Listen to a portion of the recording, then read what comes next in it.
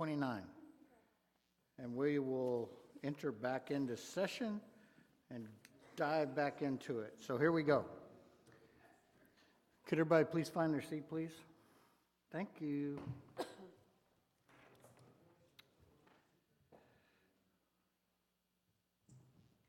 Okay.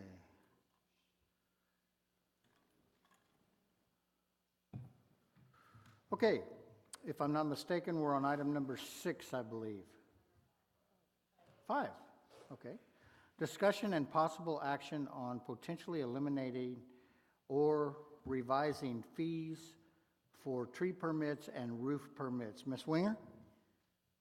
Yes, and I guess Mr. Rapley's got all this information now, because I just would like to point out, based on your prior criticism, that I did turn all these items in a week before they were due, and I did meet with Mr. Rapley, and I did volunteer to help if there was any need for, to put anything together, but I never got called, and so I guess we're just getting everything right now, but not for lack of effort on my part.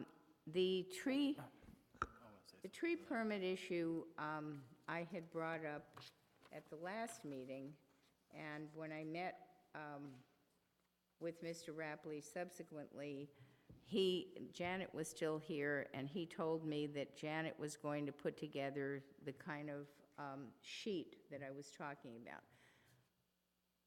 The question is why we have these permits. Instead of just having, as you suggested, a revenue source, which is simply nickel and diming people for no reason. If nobody is able to check on it, what's the point? So what we're interested in is protecting our trees and not having, tree trimmers coming in, or even people who are trimming their own trees, doing things that would damage their tree and thereby affect their neighbor's tree. So my suggestion was that we should simply have a sheet that we give people. The way we're doing it right now is that we give people a permit for 1 month. And nobody knows when the tree is going to be cut or who's doing it, unless the contractor comes in and gets it. But in many instances, the permit is acquired by the homeowner. So if we simply gave people a sheet and told them that these are the rules. If you are going to have your tree trimmed, you have to call into the city the day before your tree is being trimmed and notify the city that your tree is being trimmed. Our police department is patrolling our streets all the time, and it would be much more effective for the police officer in any given street, doesn't have to be more than once, to go by and just have a little chat with the tree trimmer to let them know that, we're watching and making sure that they're, going to be painting the limbs that they're cutting within the 15 minutes that's required. That's really all we need to do. Charging people for this doesn't solve anything because nobody knows when these trees are being trimmed. As I said last time, I had the experience both from my tree trimming as well as my neighbors next door and my neighbors across the street, and nobody came by. So we don't know what's going on. This would, true, we wouldn't be charging for it, but if somebody fails to call in and they trim their tree and don't have a permit posted, which is simply a piece of paper that they would be given that would be printed up in advance, nobody has to do any work for it, then they can be cited because they failed to comply. And it would be effective in that it would protect our trees and everybody would know when the trees are being cut. So that's my suggestion on the tree permits and fees. Get rid of the permit other than to have a sheet that would be posted on the house so that the police department can see it and they know that, and the person has to call in the day before so that the police department can be notified that the trees are being trimmed on that day. The roof permit, as you know, is something that we discussed when I wasn't on council, and at that time, it was discovered that the city of San Antonio doesn't charge anything for a roof permit. So all it does, we reduced it at the time, but nobody ever does anything to check on these roofs. Again, the same, factor, and this is something that perhaps the fire department might get involved in. The building inspector simply comes by and stands on the back of his truck and looks at the roof after it's done. Now, you brought up the fact that, people could be hiring disreputable roofers. Well, yes, you can always hire disreputable anybody, but the fact is, the permit doesn't protect anyone. It's up to you, just like hiring the right tree trimmers, everything else. It's up to you to make sure that your property isn't being damaged, because ultimately, it's going to cost you, it's not going to cost the city. So I think that, my recommendation is that we get rid of the roof permit, that if there's something that the fire department needs to check on, for example, we don't allow wood roofs. Now, I don't know that anybody's put in a wood roof, but I have noticed that all of the roofs, whenever they're repaired, have wood underneath, because that's the way the houses are built. And they have, the plywood, and then all the underlayment and the shingles and so forth are put on.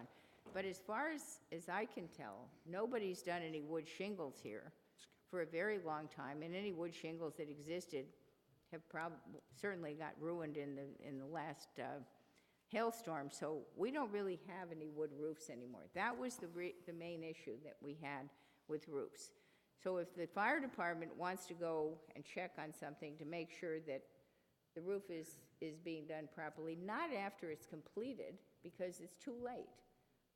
But that's what the building inspector does. So nobody's getting anything. There's no benefit to the citizenry, to the homeowner, to have these permits. And that's why I'd like to do away with them. Can I ask you a quick question? Just, actually, for once, I can't believe this, I actually agree with Leslie on something. Oh, my God, here comes Mark. A number of years ago, Oak Wilt was within 300 yards of my house. Yeah. And guess what, folks? It's within 100 yards right now as the bird flies, as the crow flies. Now, what does that mean? That means that all of us have huge oak trees over in the, what are you calling that these days? The edge. The edge. Over in the edge. Huge oak trees that when these things fall down, it's going to cost not $5,000, not $10,000. In my case, it's probably going to split my house in half, and I'll have to move. I know most of you will be glad for that. But this is a serious problem, this oak wilt is, and it's, it's real close to dogwood, is what it is. So I am 100% in agreement. Being a businessman, I'm not so much in agreement of doing away with the fee, but that's going to be up to council. That's going to be up to council, because somebody is still going to have to take some kind of action. Well, again, we. Point of order. We pay. Point of order. For the We have no service. motion on the floor to consider this item. What? Motion on the floor. Can I have a motion, please? Yes, I would like to move to do away with the fees for tree permits and roof permits. Do we have a second for discussion? Okay, thank you, Douglas. So anyway, you were talking about the fees. Well, again, it's true that, we say that it's a revenue flow, but the point is, why do we have it? Do we just have it to, we're not accomplishing anything with it. I have to agree with you on that, but all I got to say, hang on, Leslie, Amy, you're next. I've got to say that somebody's going to have to now go out there and figure this out. I would hope that we wouldn't just say, okay, we're going to do away with these permits and never check it again. I like the idea of the call.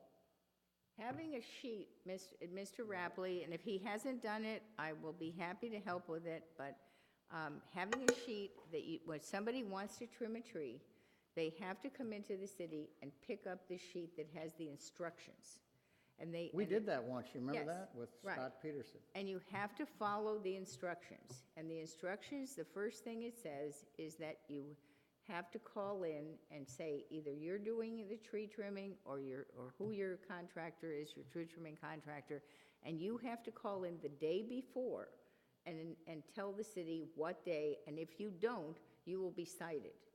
Could we charge $50 for that? Yeah, you can charge, Okay, you can all right. charge 100 if you want. me. Yeah. Are we in discussion?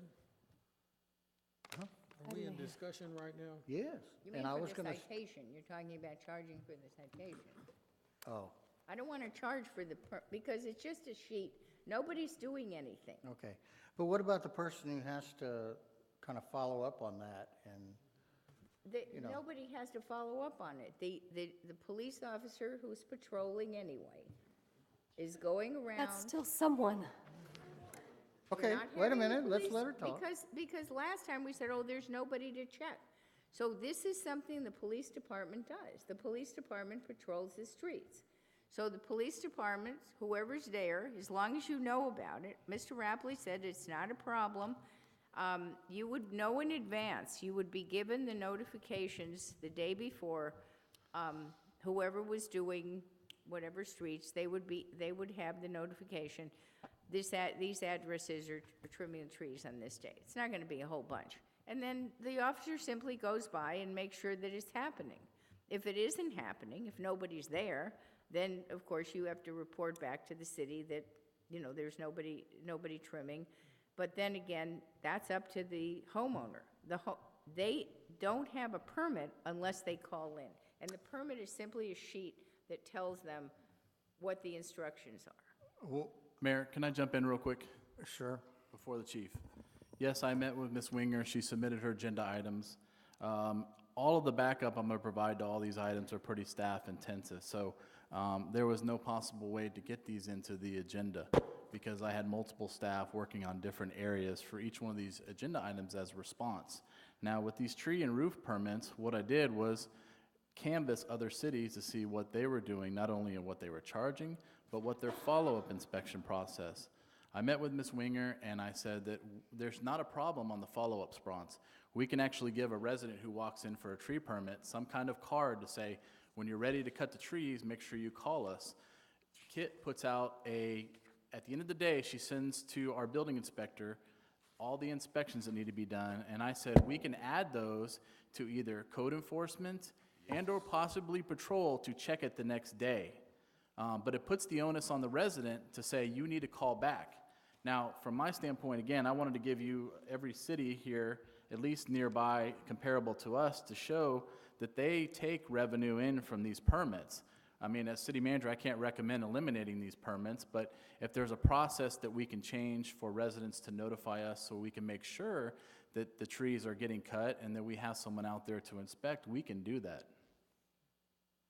Okay, And I understand that everybody's charging for it, but the question is why? And this is what happens. I know that I had the situation on Bear Met, which simply followed SAWS. Take a look at your water bill one of these days, and you're going to see all kinds of fees on there, none of which make any sense. And I fought about this for all the years I was on the Bear Met board, because if we want to charge for water, and if water costs something, then you just charge for it. Don't be saying, oh, you have a fee for this and a fee for that, because nobody understands it. This is not a benefit to the homeowner. There's no benefit to have to pay for a tree permit, and it's no benefit to the city. So it doesn't matter if everybody's doing it. It's kind of like, your mother used to say to you, well, if all your friends jump off the roof, are you going to jump off the roof? Just because everybody's doing it means somebody started it, and other cities said, hey, this is something we can charge for, but it's no benefit. So why are we doing it? So we should lead the way to get out of it and get something that works to protect our trees. thank you, Ms. Winger. Mayor, as I identified in the matrix here, there was, so I asked them about the follow-up inspection, at least for trees, and only Chavano Park has their code enforcement officer go back out to inspect. None of the other cities have inspections. So if we want to put some type of inspection process in place, we can do that. But the problem with the inspection, Mr. Rapley, and we talked about this, is that the painting has to be done within 15 minutes if you're worried about oak wilt. It can't be done, at the end of the day. And fine, by the end of the day, the tree trimmers may not be there anymore, and somebody goes out, and then they find that it wasn't done, and then what? The damage has already been done. Can we, thank you, Ms. Winger. Can we move on here with Mr. McCormick? Would you like to speak on this, please? Yeah, it seems clear that one of the benefits of having a fee for something like this is that we get revenue from it. And we can use that revenue to pay for the time of the person who is issuing permits, aside from whatever other purpose we might find for any kind of bit of revenue. The other thing is that at the moment, we don't have anybody going out and inspecting after the work is done. As far as the police are concerned, they really don't do the kind of patrolling that you're contemplating here. They patrol, used to. they do patrol on call, and they could go by the house, all right. That would be something they could do, is go by the house and see if the permit is up. Yeah. And see if somebody has called, but there's somebody already doing that. And Mr. Harada does that on a regular basis. Every time he goes by a house, yes, he does, I've seen him. He goes by a house and sees work being done or sees trees being trimmed, he calls up to the office and asks about the permit. And I've seen him do it on a frequent basis, and I know that he's doing it because he's diligent in doing his job and seeing that the city is getting what needs to be done. Now, as far as the proposal to have the permit clerk issue instructions to the people doing the trimming, that's already being done. The person doing the trimming has to go by and fill out the permit, give their identification and so forth, and they get instructions from the clerk about the requirement to spray the tree, spray the cuts within so many minutes and so forth. But nobody's going out after the fact to see that it's been done, and even if they went out after the fact, they couldn't tell whether it had been done within 15 minutes, and neither can the police. So there seems to be no more benefit to having the police go by and cite somebody on a relatively infrequent basis, because presumably some of the people at least are going to call in, and there's no benefit to the public to having to make a phone call to one of our clerks who is already busy with other things, and then call the police and have them go out and do the inspection. I don't see that there's a benefit to that. It just generates a whole lot of unnecessary work, it seems to me. So Well, I don't think it's unnecessary. Point of order. Hang on just a second. I don't think I was Please. quite done. Hang on just a second, please. But that's kind of where I'm at on it. I've done the trimming at my house. I've hired people to do trimming at my house. Some of them have been better than others, and some of them have been more diligent than others about spraying the cuts. And I've been pretty much on top of that myself, and I think it's up to the homeowner who gives a flip about his trees to go out and make sure that they get sprayed when they're cut and that it's done properly. I don't think anybody else can do it. I think we could have, if we want to pay somebody else to go out and look, we could have our building inspector go out and do it. It's an additional expense. We're going to have to get money to do that, and that's going to have to come from some kind of a fee. And so I can't say that I have a lot of support for this direction. Thank you, Mr. Ms. Scott, hold on. Okay, trees, I've dealt with trees. I live over on the edge. I have oak wilt creeping on my house. We've treated for oak wilt. We're now going into our second round of treatment for oak wilt, so this is very near and dear to me. I do support the idea of a tree trimming permit fee. Yes, I do like the idea of a card to call in to actually let the city know what dates the trees are actually being trimmed. And I absolutely love the idea of some follow-up on going and checking and at least making sure that those cuts have been covered. Yes, you're supposed to do it quickly, but God forbid it's not done at all. So I'd rather have someone check and make sure that the cuts have been properly covered. even if it didn't happen within the time frame, it's better that it's at least done at all, so if it's not done, it's cited. I do not think our police department should be doing that. They do not teach horticulture at the police department. That's not part of their job. I do feel that Rick is already doing his very best to do this, and with an actual list provided by permits, he could then follow up more easily on a daily basis, or someone from Public Works who they are more trained with dealing with horticultural issues. If you wanted to add it to the building inspector, if Rick can't handle it that day or something, pass it on to our building inspector and add it to the list of his permits to check for the day, to go by and swing by and make sure that the trees are being done properly. I think it is a wonderful idea. So I do think there does need to be a fee. I love the idea of calling in and letting know when the trees are being done, and I do desperately would love some follow-up. The police should not be the follow-up, but that should fall under our building inspector or our public works department, however we want to do that. So as far as trees go, I'm very excited to see possibly some more support and follow-through on making sure that the trimming is being done, and at least at the end of the day, it's been done correctly. Roofs are another issue. Are we talking trees and roofs now, or are we just talking trees? Was in the same, it was in the same motion.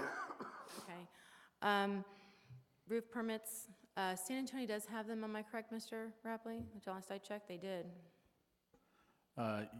Yes, I was able to find, they have a re-roof application. I think they charge $26 for it. Right. Commercials differ based on percentage value. Okay. I think a roof permit also is important. Charging a fee for it is a good idea, because if you are hiring a reputable roofer, they are more likely to come and get a permit and pay for that permit. A less reputable roofer, I think, would be more likely to not do so. So by continuing to keep that in place, it does give another small safety measure to the homeowner that their roofing company is following through by pulling a permit. Once again, if you're concerned, it is followed through. Yes, Richard, our building inspector, does go by and he does look and he does see that the roof is being put on your home. I had a new roof put on, he came by, he checked it on several occasions. So he is looking at it. Is he climbing up there and checking all the flashing and everything? No, but is he doing a job to, coming by and checking and seeing that it's done to the best of his ability? Yes. If we wanted to add that into his job description, that's a completely different topic. But to not have these permits and to not have fees involved with these permits, I just don't think is a good idea. I think this does give us a measure of safety. I do love the idea of a card, though, to call on what days your trees are actually being trimmed, since a permit is good for a month, and then go ahead and decide as a council who is going to do the follow-up on that, or if it's split between the two. Thank you. Ms. McLean? I just echo what Mrs. Scott said about the trees and leave that at that. Regarding the roofs, I was one of the lucky ones. It was one of the last percentage fees for the roofs, and we spent a substantial amount on a fee because we decided to go with a standing seam metal roof rather than the shingles. Richard came by numerous times while the Southwest Metal was working on our roof, numerous times. It's a fallacy to think that no one checks on the roofs. He was out there numerous times. He was out there when they were finished. He was out there multiple times, like I said. I do like the idea of having a set fee, so at least for residential roofs, you can budget for that. It was quite a substantial fee for us when we redid our roof with the percentage basis, so that's a nice break for residents to have. But there is follow-up on this, and it all has to do with health and safety, and it's a little measure of protection for our residents that you have a contractor that has to come and get a permit and put a little bit of skin in the game, some money for a permit that helps us recover the cost of having someone who sits and issues the permits for us. Ms. Winger, do you have any other comments, please? Well, again, I've done 3 roofs, and I know exactly what happens. The building inspector comes out when it's all over. I'm there all the time, so I know what's happening. And I also watched roofs, done across the street from me and on the rest of my street, and I've talked to the roofers. Nobody comes out. So if somebody came to your house several times, well, that's very unusual, but it doesn't happen. and nobody has any benefit from it. You have to watch what's happening with your own roof. If the people who do the work don't do it properly, the permit doesn't protect you. The people who do the work that you're paying, they're the ones who have to be responsible, and if they don't do it properly, you have to go after them. The permit does absolutely nothing except that it brings money into the city, and people have to pay it, and they get nothing for it. Douglas, did you have any comments on the thing, please, on the item on the table? Mr. Rapley, do you know how much money was brought in during the last fiscal year for fees on these two items? Councilman Gregory, not specifically on these two items. I can get that for you because it's grouped into our revenue accounts under permit issues and inspection fees. But I can break it down and provide that to you, exactly how much revenue in each of those we've gotten through 2018, if you'd like. Mrs. McLean, I'm afraid, shows a remarkable lack of understanding of some things here. She says the contractor has skin in the game, so the contractor just pads his bill and passes it on to the homeowner. Contractor doesn't pay anything. The total amount goes up because the homeowner is going to pay more of what the contractor goes. So he has no skin in the game. The best that I can figure out, the total roundabout cost to get a tree permit on a typical thing, of which the homeowner would pay, even though they may have somebody do it, the homeowner pays everything, is about $150, between $125 and $150. Now, the roof fees are another kettle of fish. It's $175, the reinspection fee and the roof fees for the resident, but there's a percent evaluation fee, and that could be, I have no idea what the percentage, but let's say it's 10% or 1%, it could be extremely high. Hang on just a second, Douglas. Hang on, I'm not interrupting, but. That's based What? on I commercial. thought we did away with the percent. Yeah, it's only $150. It's on commercial only. Commercial only, Commercial, okay, yeah. okay, all right, okay. So, I got it. and once again, on the commercial, that's passed on to the commercial person in higher cost of the goods they're serving. So,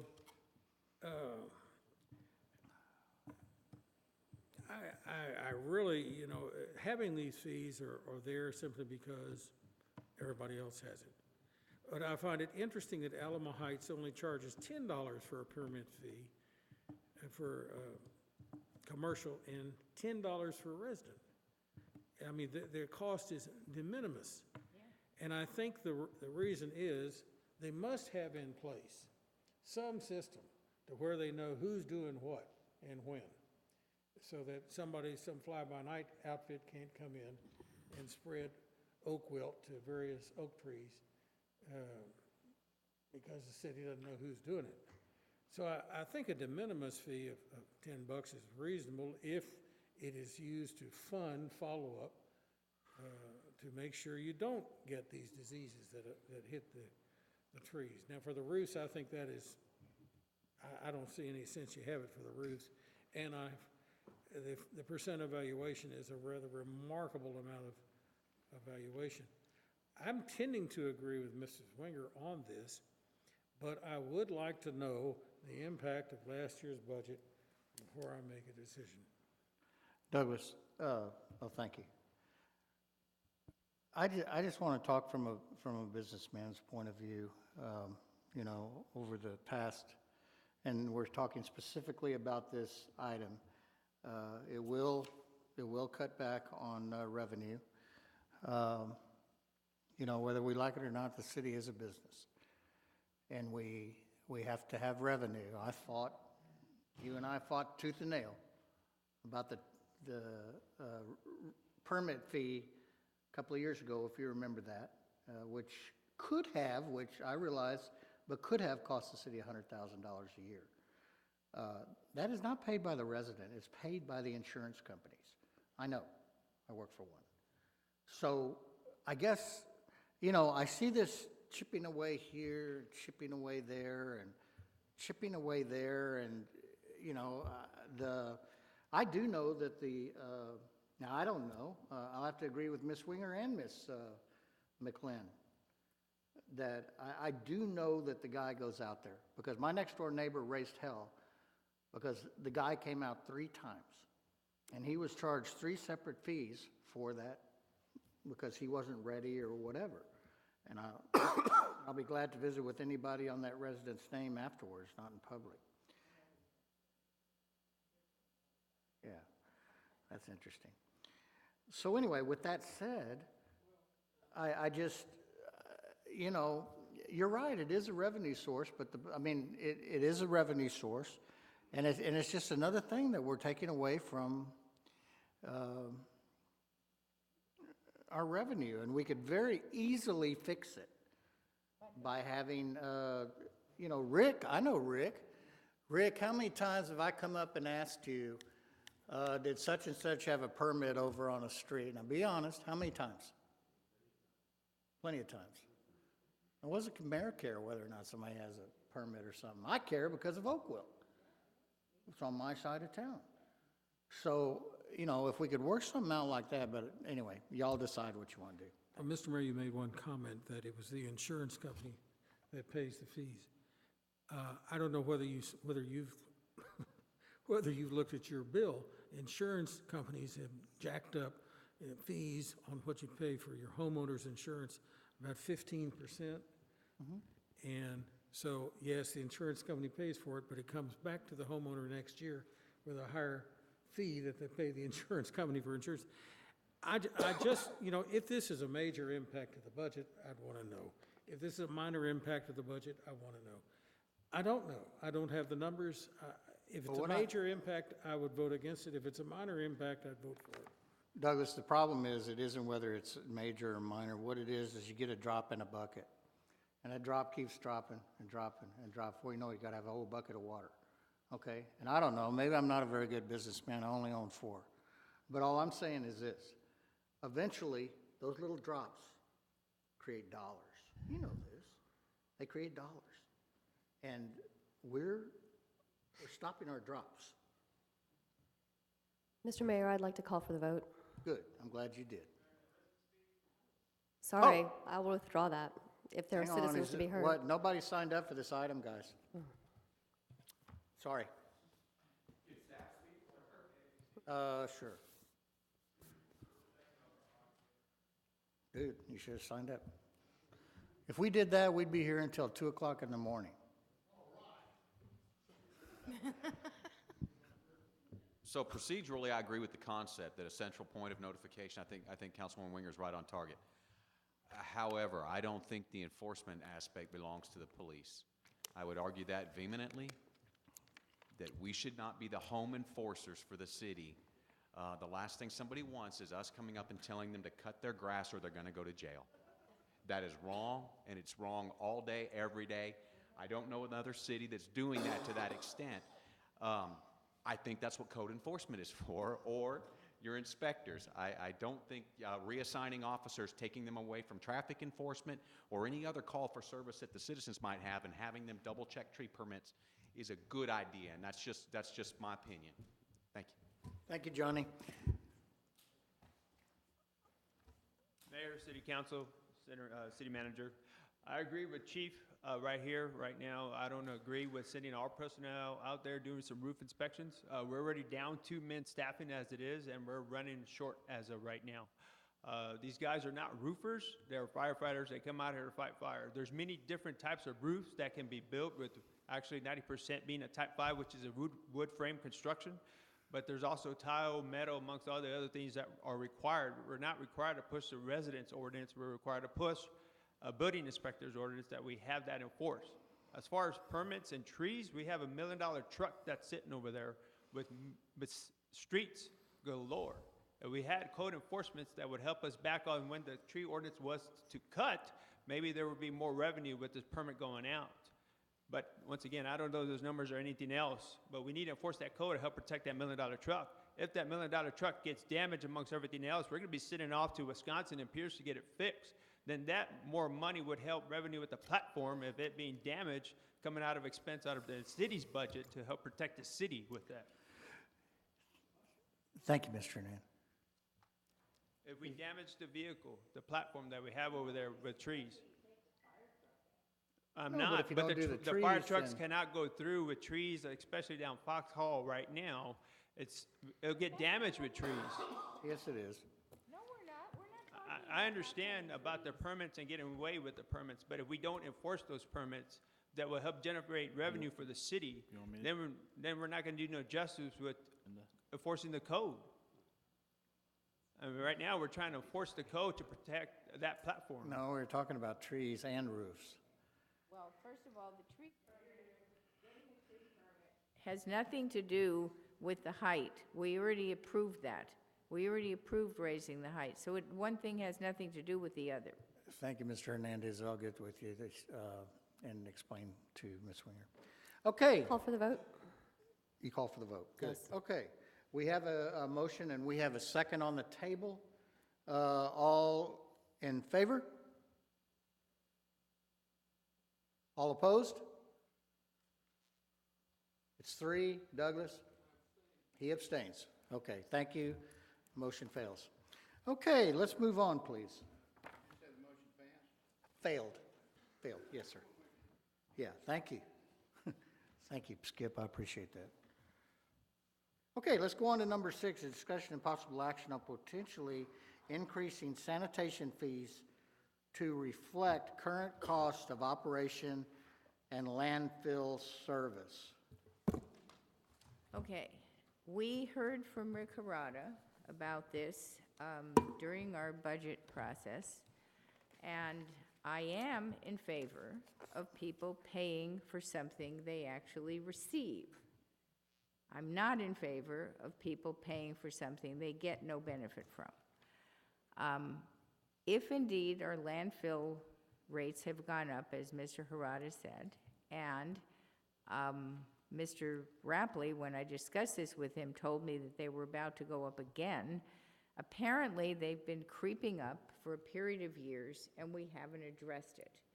Our garbage pickup is one of the most popular services we have. Like everything else in life, if you get a service, you should be willing to pay for it. So if we have to increase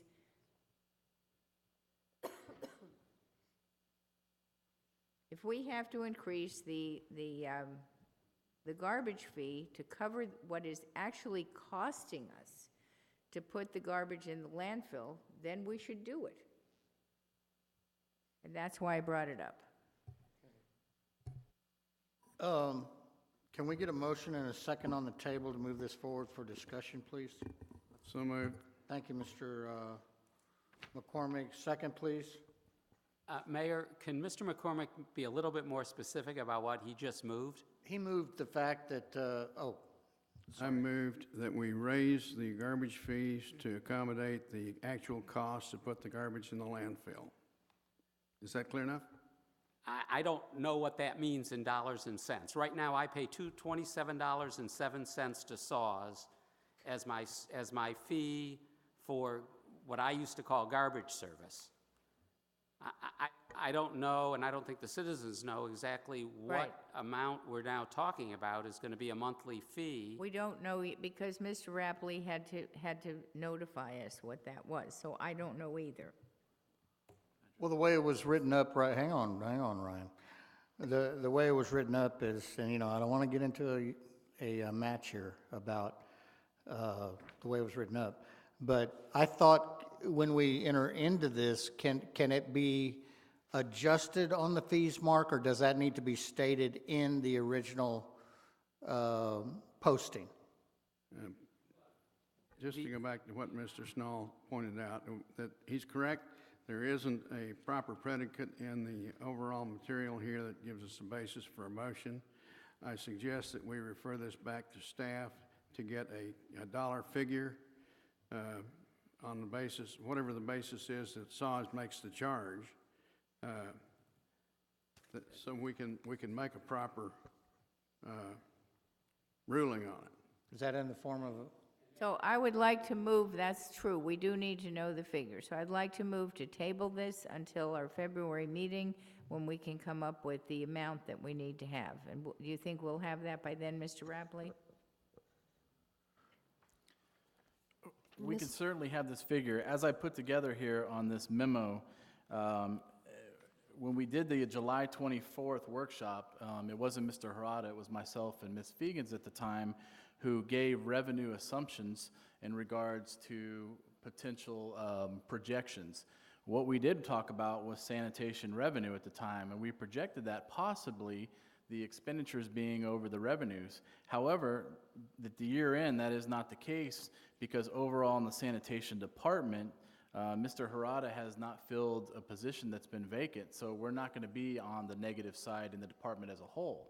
Now, in the landfill fee line item, I adjusted that in the adopted budget. I raised it to $120,000 to cover the potential fees that have been increased for the year of 2019. I put in here as a recommendation, again, to review this as possibly raising the residential fees during the development of the FY 2020 budget. Right now, I've covered it in the budget for right now, and I want to monitor it and come back to you to see if that line item, by putting it at 120,000, is an improvement to the fees that have increased. But that doesn't By address no the means do I don't think that it needs to be evaluated, because as I mentioned here, it hasn't been adjusted since 2010, and operational costs continue to arise. I understand, but if we wait to catch up with operational costs, that'll never happen.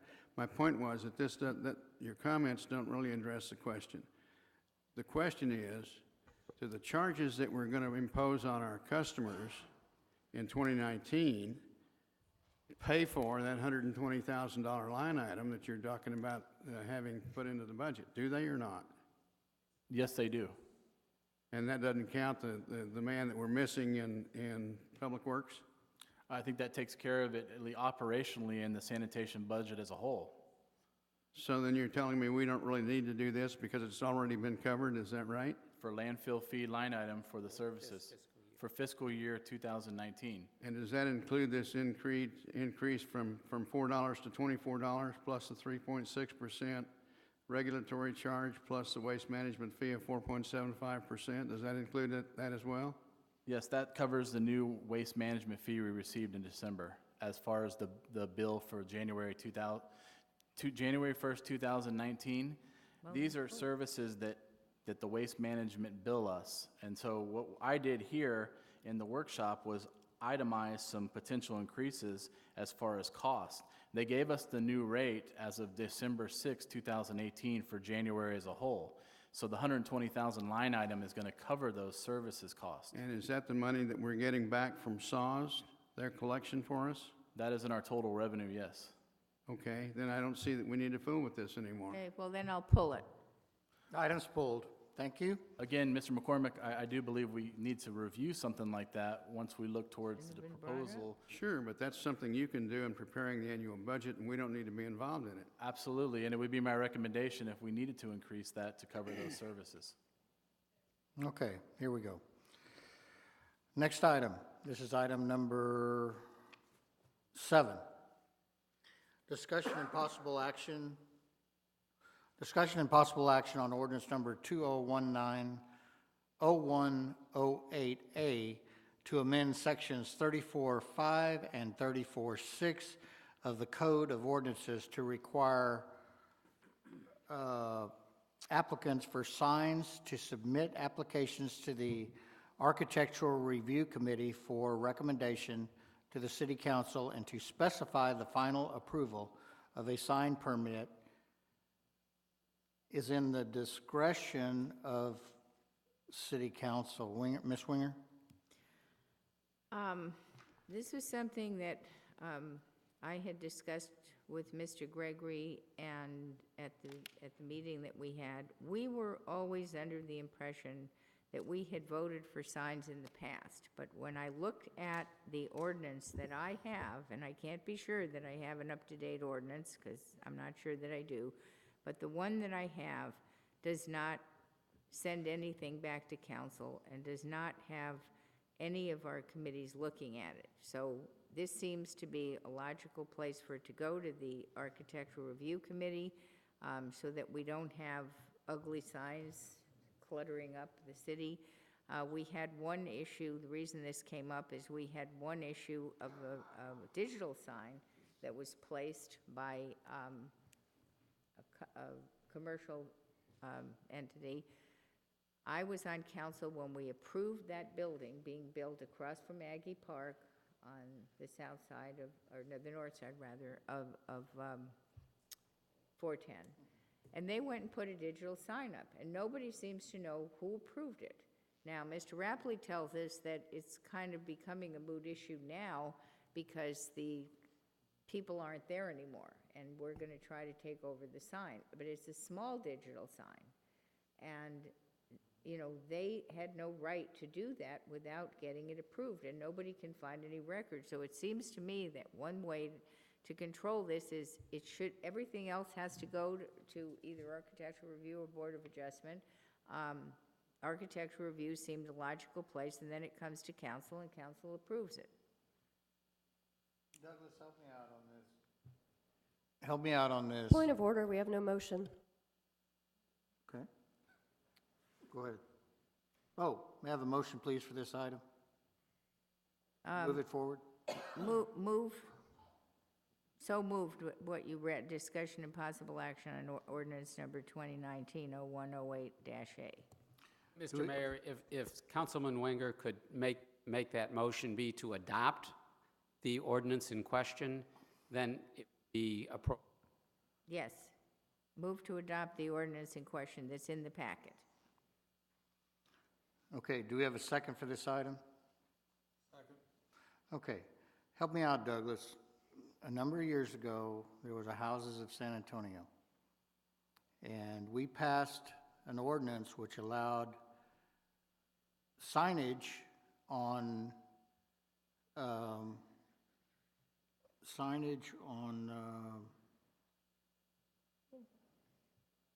in other words, the business itself could put signage up in the digital form, but they couldn't sell advertising on that sign. They Now, are selling Miss- advertising on that sign. Okay, so Ms. Swinger is right. If they're selling advertising on that form down there in that shopping center, they do not have the authority to do that. As in the ordinance that we passed a while back, I can't remember who was in charge then, it really doesn't matter, we can find it. When Houses of San Antonio wanted to build that sign, and it's there today, blinking away, but it does not have advertising on it. If that sign has advertising on it, then obviously they're in violation. Advertising other than the business that it's supposed to have. Well, again, you know, you have a problem with this if you don't have a method for approval, because. Well, we did. But we don't have a method, because what happens is that people can put up all kinds of signs. Hang on just a second. Ms. Scott, would you read the ordinance? We do. The ordinance states that the owner or tenant of a business or non-residential property shall first apply for a sign permit. The permit application shall be accompanied by engineered drawings and a site plan showing the proposed sign location. Then the application shall be submitted to the city manager, who will consult with the chairman of the Architectural Review Committee to determine whether or not the sign permit application meets the conditions and requirements set forth in this chapter.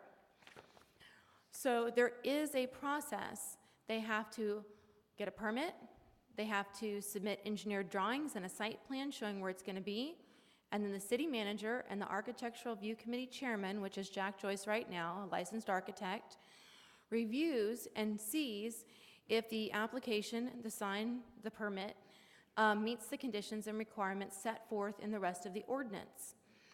And that ordinance then goes on to state many, many things that it has to, about whether or not how many poles can be used, the height depending on the zone that it's in, the size that it can be considering the zone that it is, and whether or not aesthetically. I mean, I can read the whole thing. It's quite long. I have read the whole thing, but the problem is that So, the chairman of the Architectural Review Committee is not supposed to be making unilateral decisions.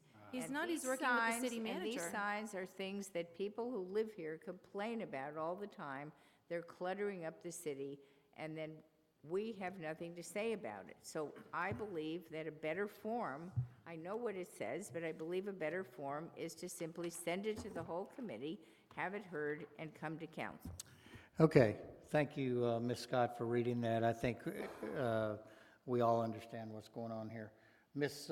McLean? We do actually have a say in it. The final approval of the sign permit is the authority of the city manager, but there can be an appeal on a decision of the city manager to city council. And so there is some oversight into the matter. I don't feel like we need to be getting into the weeds of making decisions on every single sign in the city. We will be here even longer than we are usually, micromanaging the city. Mr. McCormick, did you have any comments on this, please, sir? Yeah, I frankly don't want to be fooling around with signs myself. I think that a proper ordinance that addresses signs and billboards, whether they're for commercial advertising purposes or not, if they're on a commercial piece of property or a non-residential piece of property, then we can presume that they're advertising something or advocating a position. In either case, it's appropriate that the city regulate those and limit how the signs are put up and how they're maintained and so forth. San Antonio happens to have a very extensive billboard statute, and I suggest we might want to look at that to see if we want to include some of that in here. But I think the city manager and the Architectural Review Committee are capable of making those decisions without referring them to the city council. I think that's what we hire the city manager for. He can take it to the Architectural Review Committee. They look it over and see what they think. They make a Not going to the recommendation. committee. Leslie, please. They make a recommendation, and the city manager can make the decision. If we want to look at every little thing, I think we can certainly do that. I don't really think that's what we want to spend our time doing. If there's somebody who has a complaint about a sign, then I think there should be a procedure where someone can raise a complaint if the sign doesn't meet with our standards as set forth in the statute. Then I think we can go and ask them to be taken down, notwithstanding a prior permission from the city manager, because I don't think that necessarily binds the city. So kind of leave it like it is what you're saying. Say again? So kind of leave it like it is what you're saying, based on the ordinance. I don't understand. I think we might consider leaving it like it is, or consider another review and recommendation by the staff before we adopt this, which will require us to look at everything. Thank you. Sorry, I didn't mean to cut you off. Mayor, just some background, because Councilman Gregory and Councilwoman Winger had asked me about this digital sign at West Avenue and 410, so I will send that out to council with the background, but that did go to ARC and eventually City Council, and the sign was a part of the site plan that was approved by council as a whole at the time. Well, what I want to know This was is, back in are they October. advertising anything other than their own business? It's not in the minutes, not in the agenda. Oh, I understand, but that's something, go ahead. I think Mr. Rapley can respond to that separately. It's not on the agenda. This agenda is limited to consideration of the amendment to these two sections, the one Ms. Scott read, 34-5, and then the following section, 34-6 of Chapter 34 of the Code of Ordinances. But Mr. Rapley can provide a written report to council to answer both the mayor's questions and the comments made by other members of the council concerning signs. Okay. Douglas? I'm glad my memory's been refreshed as to what has been passed. That item may or may not have been passed when I wasn't here, the last part. It's, as I hear what is going on, somebody comes in, gets a permit, goes to architectural review, they finalize it, it comes back to the city manager, and the city manager okays it, yea or nay. Is that You correct? can't do that, because we have on-premise license. So it goes to the city manager, and then he brings it to the city council for approval. That's what Leslie wants. But what happens now? Well, the ARC and the city manager decide whether or not, which you and I passed that law a while back, of whether or not you can have on-premise advertising or off-premise. Off-premise is where you can put up there anything you want and charge for it.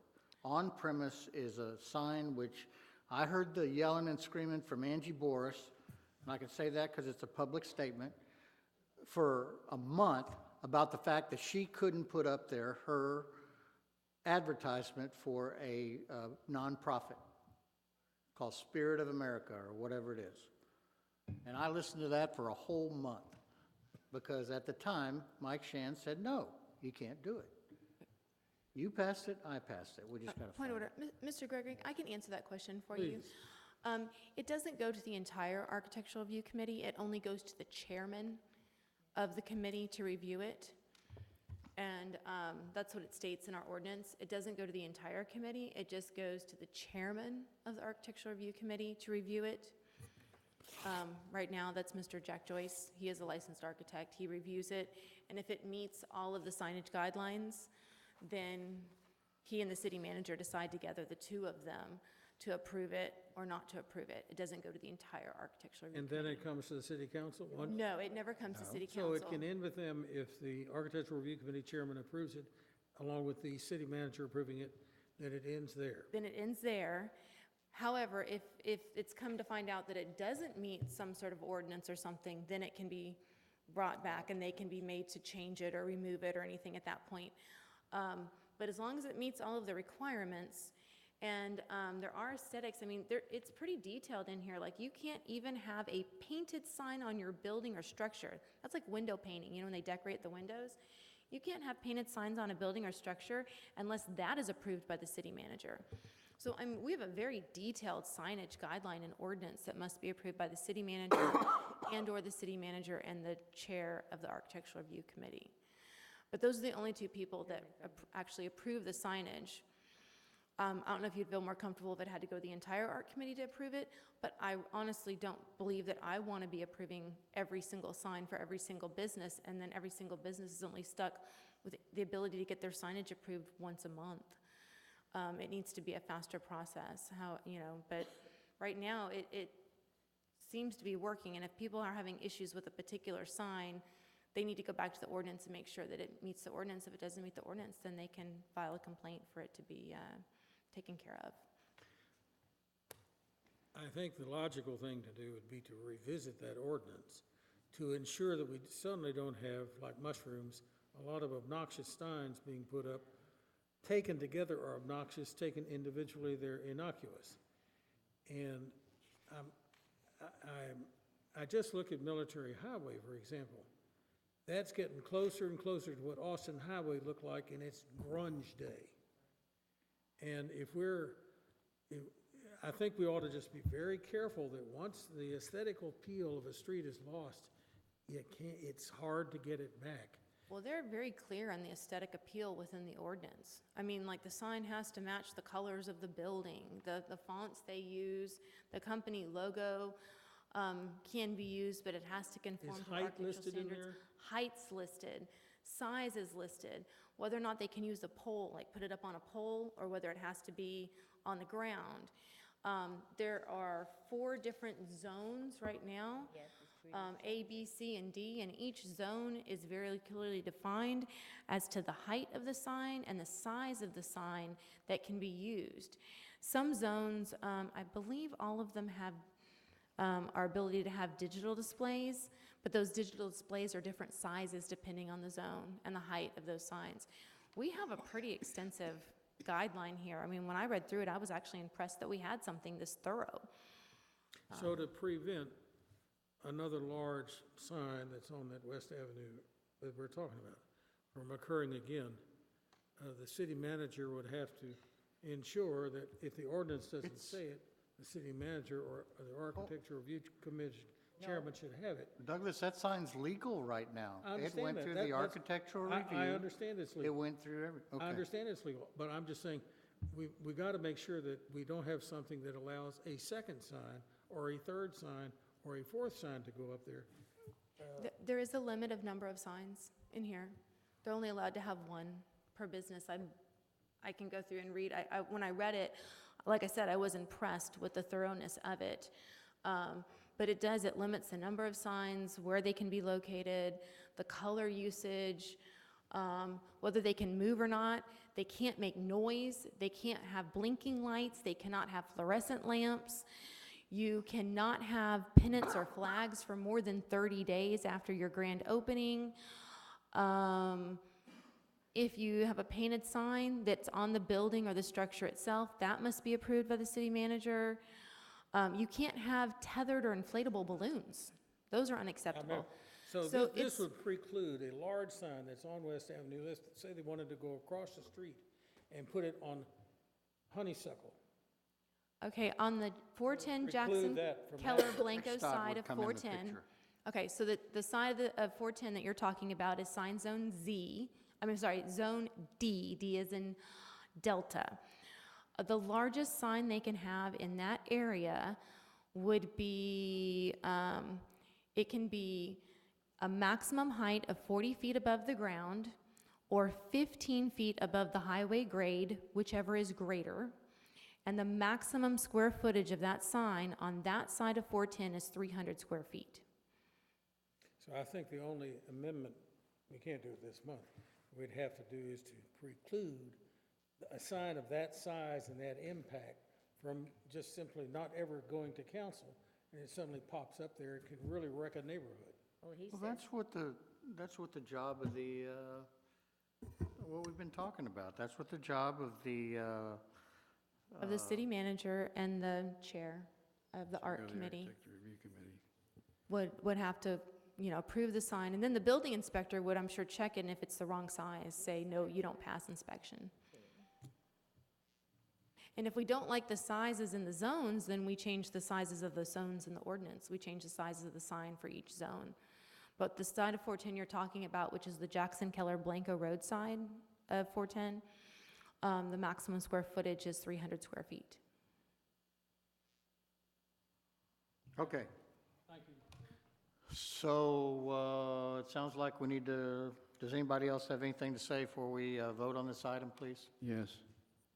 One more thing. Yes, sir. I'd suggest that it may be appropriate at this point to defer consideration for a time to allow a review of this for possible earlier opportunity to appeal by the neighbors to this place wherever the sign is going to be constructed.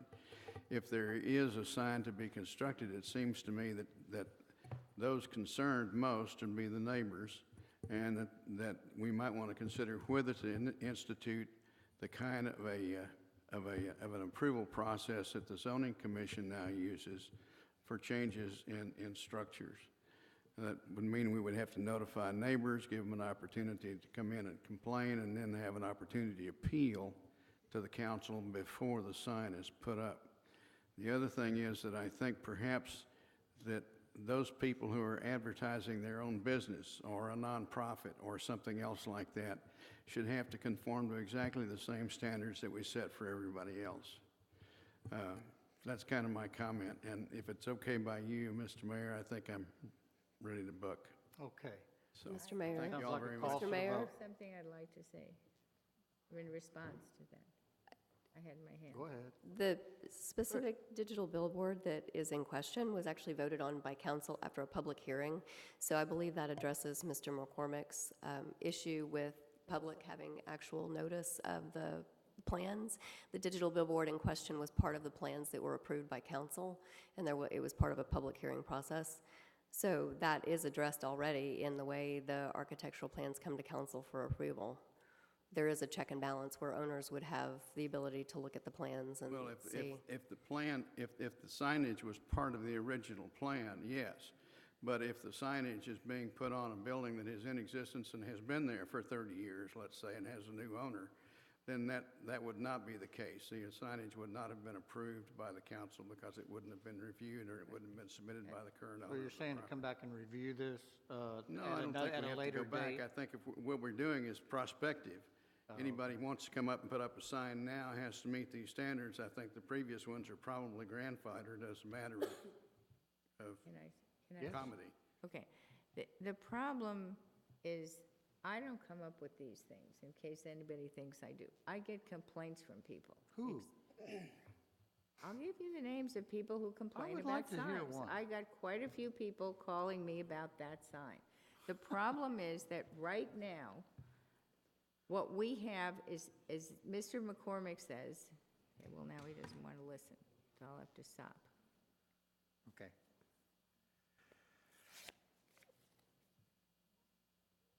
Leslie, I I think would we're- like to talk to him when he's ready to listen. No, I know. I didn't say Okay. anything. That's all.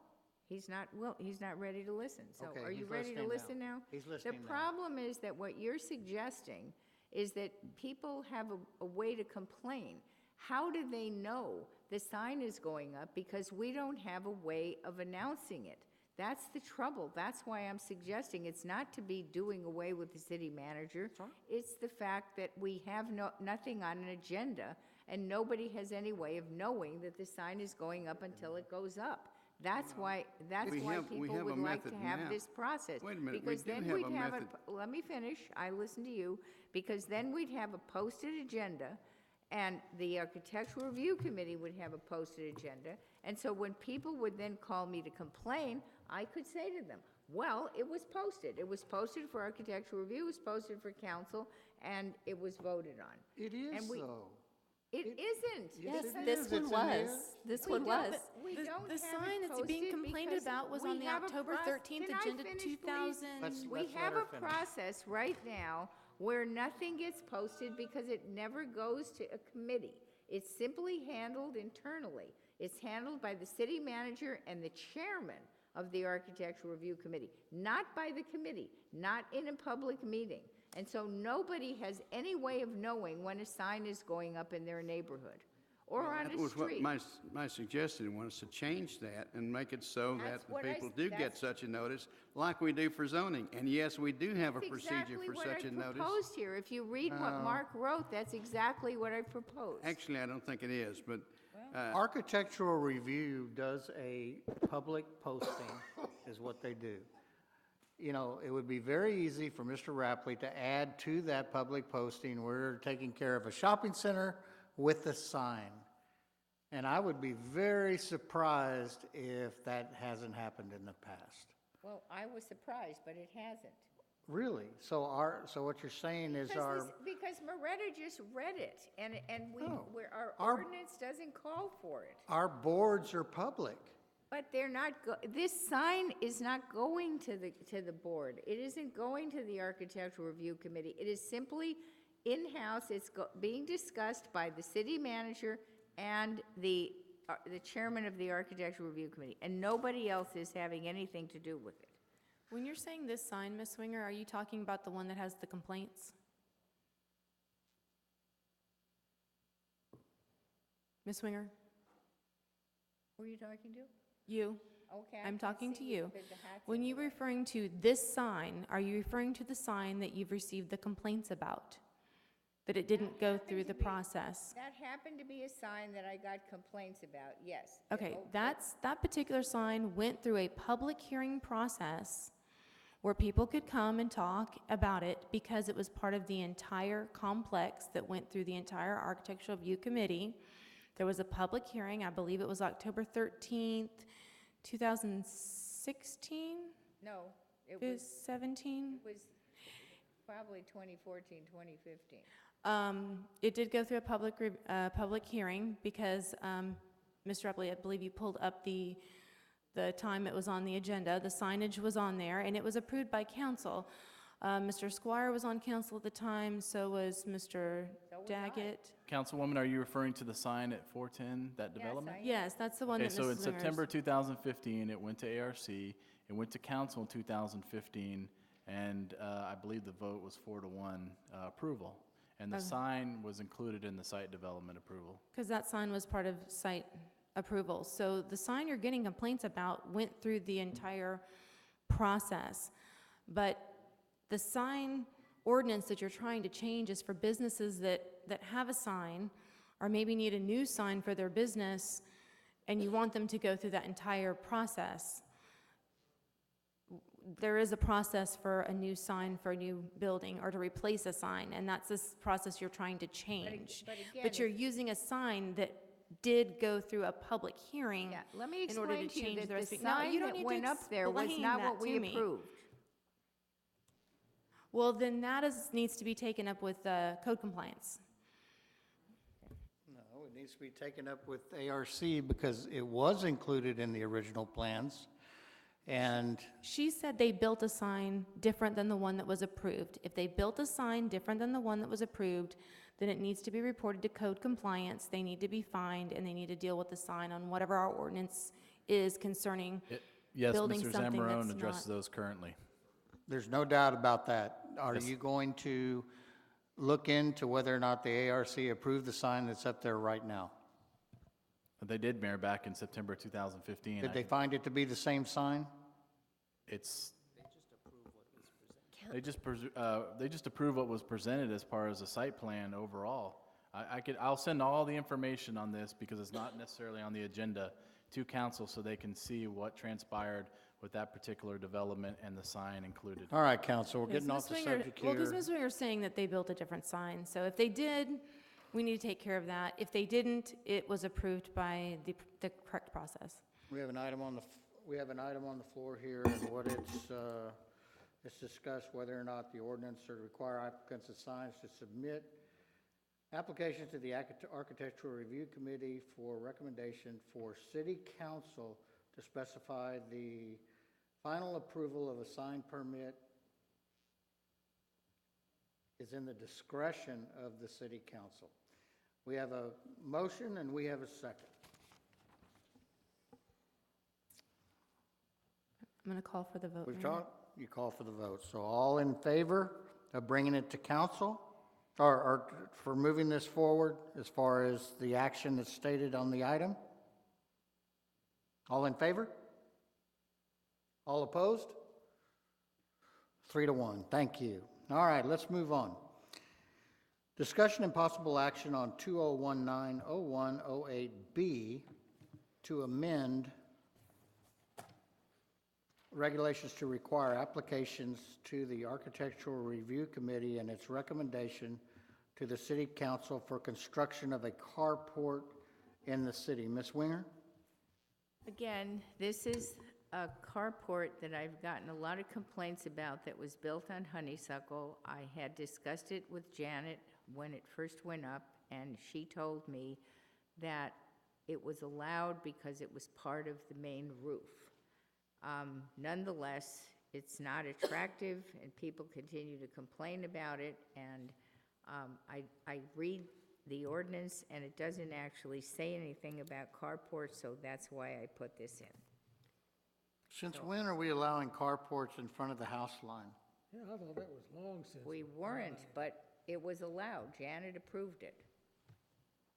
And there it is, and I. get Mark, there's complaints. there's on the books that when I started in this business, God forbid, I was on Board of Adjustment, and there was a number of these came to where right. the carport was in front of the house line. That's in the ordinance and wasn't allowed. And so I'm not sure why Well, that was allowed. it shouldn't have been. And that's what everybody's been complaining about. So I didn't know how else to deal with it, and that's why I made this recommendation. Where is this, Leslie? It's on Honeysuckle. It's right about where the dip is. And the reason I got more complaints, as you recall, is that I went out on Honeysuckle to talk to people about putting up a Right. stop sign at Ronnie Shank's request, and found out that people were not that interested in that, but they were very interested in why we had allowed this carport. So Mark, it's a good, I kind of like to know that myself. What do we do in a case like this? We don't talk about it tonight. Thank you. The background that Ms. Wenger provided is instructive to staff to determine what the approval process was, if any, for that carport. A carport may fall under the accessory buildings and other structure sections in our zoning ordinance. All right. But the relevance of it is only because that was what brought it to Councilwoman Wenger's attention. Okay. That is what brought us to consider the ordinance that's in the packet. And what the ordinance in the packet does is, by modifications, minor modifications to the quoted section 8.48-48 of the Code of Ordinances about architectural review,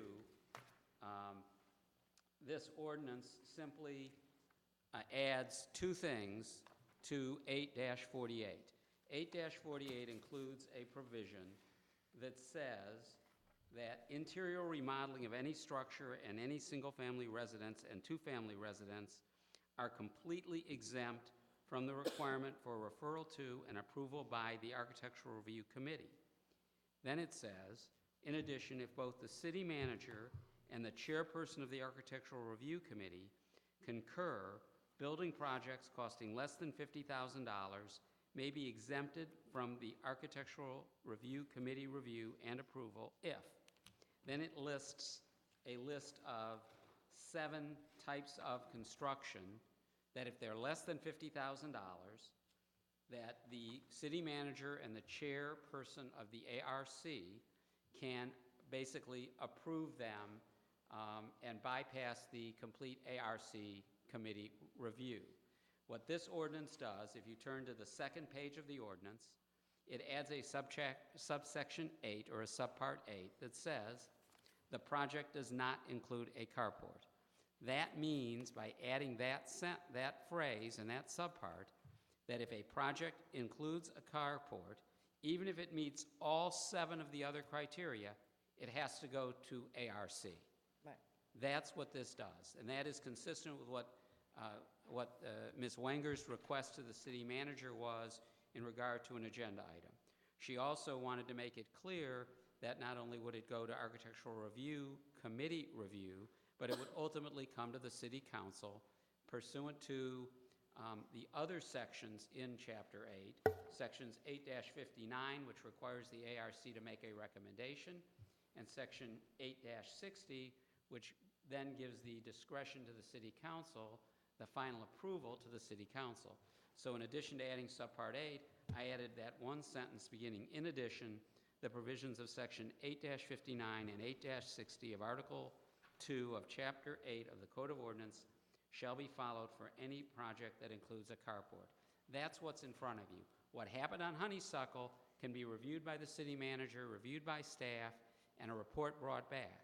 Tonight, the discussion should be limited to, do we want to include this new language in Section 8-48? Okay, counsel, you've been explained by our counsel what exactly is going on here. Let's open it. Do I have a motion? Move to approve ordinance 2019-0108B to amend Section 848 of Chapter 8, Buildings and Building Regulations to require an application to the Architectural Review Committee and its recommendation to the City Council for construction of a carport in the city. Do I have a second on this item, please? Okay. Discussion, I think I would hope that we kind of limit that because the paid counsel has kind of explained, but go ahead, Ms. Scott. I would have no problem with this ordinance if it was rewritten to move number 8 and include it in the list of number 7. Number 7 lists all the many, many things that could possibly affect the appearance and tranquility of the neighborhood. So instead of saying that as long as the project does not include a carport, if this was brought back with the carport included as something that would possibly affect the appearance or tranquility of the neighborhood, including it in number 7 in that list, I would approve this in a heartbeat. But to make a simple carport go all the way through the art committee and come in front of city council, where once again we're having to look at someone who just wants to keep their cars covered, it seems a bit extreme to have to take your carport all the way through ARC and all the way to council, and that we're micromanaging that. So my advice and what I would love to see Mr. Schnall do is to bring this back to us, include it in the list of many, many things in number 7 that could affect the appearance and tranquility of the neighborhood. Let the city manager and the chairman of the Architectural Review Committee make a decision on that, but not exclude it exclusively. Thank you. Yeah, I'm not having this come to city council just to dump things on city council. We have 2 committees that are advisory committees, the zoning commission and the architectural review committee. They don't approve anything. They vote and they make recommendations to council. I'm not recreating anything here. I'm simply emphasizing what already exists.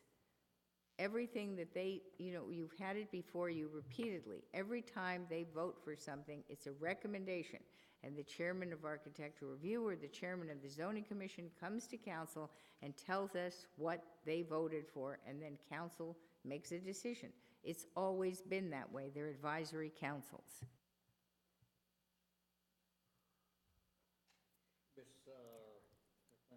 I wish that on my comm sheet that I'd had a little more background so that I could have driven by the house on Honeysuckle, even though we're not supposed to talk about that. Because if there was a reason why you're bringing this to council, I would love to have known some of the issues and pros and cons that you feel on this issue as part of the communication sheet on these agenda items, because it's your item. How do you not know what your reasons for bringing it forward are? And what's private about that that you can't let the rest of council know? The background is you were contacted by 5 residents on blah, blah, blah to bring this forward. Be open with the rest of council about why you're bringing these forward. I agree with Mrs. Scott that a carport seems to fall into the same sort of context as an awning or lighting or a ramp or a loading dock or something that is an appendage to a house that might be ugly in one area. It might disrupt the tranquility of the neighborhood. I would like to see this moved as part of 7. Mr. Schnall, could we make an amendment to the motion on the floor to put carport in that list of items, and would that satisfy and take care of this tonight and not have to revisit this issue again?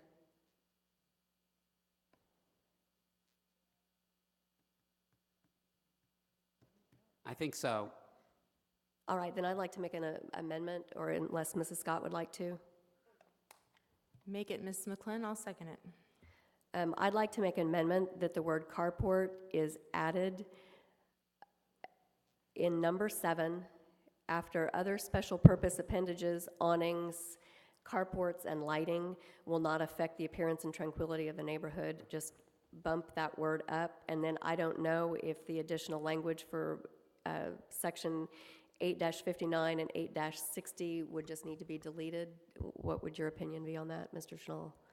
If your intention is, and to maybe paraphrase Ms. Scott, to say that it's not necessary for every carport to go to the city council, a combination of adding carport after the word awnings in subpart 7, changing the semicolon and to a period, and deleting 8 and the sentence beginning in addition would accomplish that.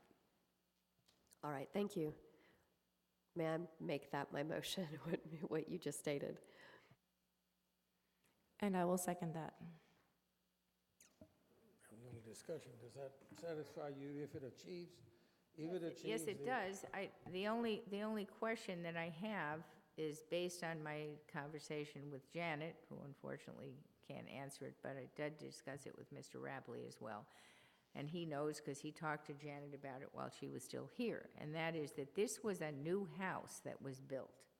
And so will this cover some new house where they've simply put a carport in, and right in front, along with the garage, it's right next to the garage? Will this accomplish that purpose? Because what Janet did was she approved the plan for the house that included the carport. Now, I know that when the Bakers put in a carport, they had to go to the Board of Adjustment. Now, I assume it was not attached. Mayor, the answer to Ms. Winger's question is if a new house could be built in Castle Hills for $49,999, they could put a carport in under this amendment. If that house was $50,000.01, this subsection doesn't apply at all. So that's the problem. I don't want carports to be put in because people are complaining about it. Ms. Wenger, your comment was if someone wanted to do new construction, build a new house with a carport, my answer is that this subsection says that the carport being part of subsection 7 and all the other things that are in this list 1 through 7 in section 8-48 only apply to a building project costing less than $50,000. So I don't think there's a likelihood in 2019 that someone is going to build a house in Castle Hills Right. that costs less than $50,000. Right. With or without a carport. So basically, what you're telling me is that if you're building a whole house with a carport, you can go ahead and build a carport. No, ma'am, I'm telling you that if you build a whole house and Brand it's new. going to cost more than $50,000, that you're going to need to go through the Architectural Review Committee process, as far as I know. That's if you're building a new house. Well, again, if they had gone through the Architectural Review Committee, then it would have come to council, and there would have been a carport there, and I'm sure somebody would have brought it up. This permit for this house was granted in January of 2017. I was not on council, but I don't see anything in the agenda that ever covered it. Because generally it doesn't, houses don't come to council, so I don't believe it went to the Architectural Review Committee. It had to have if it went on the house. Well, something's failing somewhere, because they don't approve things on their own, as you very well know. They're an advisory committee. What was that? Would you please enlighten the council as to? I remember a conversation on this with Janet, and it was in passing, and it surrounded that it was not a carport by definition, by the way it attached at the roof line. So there might be a definition problem somewhere. I'm just throwing that out there. Is that the one where the carport is tied on to the house? It's on the side of the house, Mr. Mayor. It does not protrude out past the front, so it doesn't meet Well, that then what are we definition. talking about here? It is in front. It No. faces the street. It's on the Behind side the of the s- house. It's behind the house line. No, it's not behind the house line. It's flush. It's on the right side of the house. If the one's on Honeysuckle on the right near the Right in stop sign, front of the it house. sits to the right side of the house. Yeah. So is it behind the house line? No, it's not. It's flush.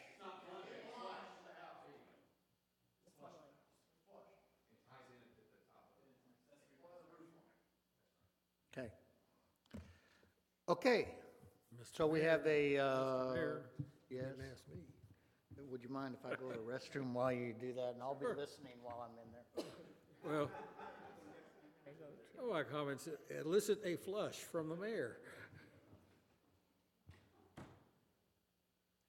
I'll ask our city attorney some questions. Do these rules and regulations also apply to townhouses, condos? Do these rules and regulations also, with regard to carports, apply to townhouses and carports and buildings separate from the main house that are used for renting, two-story buildings in which there is a renter in the second story? Mr. Small? It's good to have somebody who knows zoning. I know he knows the answer. The problem, Mr. Gregory, is it's not zoning.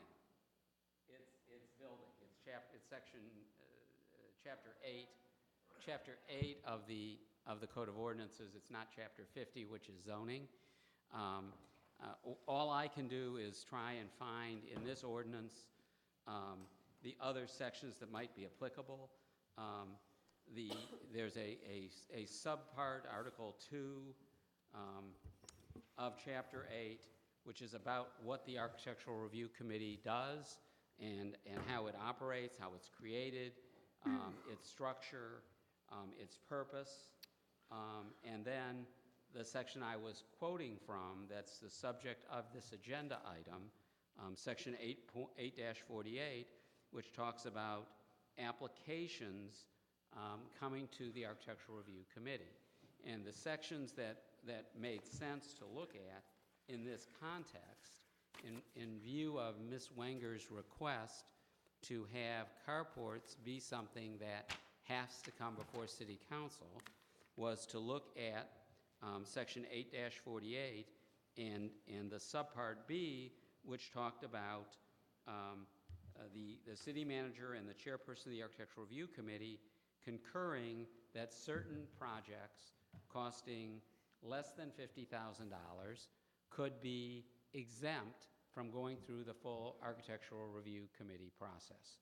So Carrying this forward to your question, if someone wanted to do an interior remodel of a townhouse, that's exempt by the first sentence in 8-48B. If someone wanted to do an improvement to a townhouse or a condo on the outside, which might be something that the owners association would do, since usually a condo or a townhome is conveyed just from wall to wall, inside wall to inside wall. Anything outdoors would then be subject to this $50,000 limit and the types of things that have to be considered by the city manager and the chair of the Architectural Review Committee. The amendment, that is what is pending right now before the council, would be to add the word carport after the word awnings as one of the matters that the city manager and the chair of the Architectural Review Committee would consider in determining if it was appropriate for an exemption to be granted. But if the project exceeded $49,999.99, they don't have that discretion. You've already put in a limit on their discretion. Your limit is $50,000. We're not talking about amending that. We're talking now about the amendment made by Ms. Scott, Ms. McLean, seconded by Ms. Scott, to put the word carport in item number 7, retaining the discretion in the chair of the Architectural Review Committee and the city manager, and retaining the language that says that a dissatisfied party can appeal the decision of the city manager to the city council.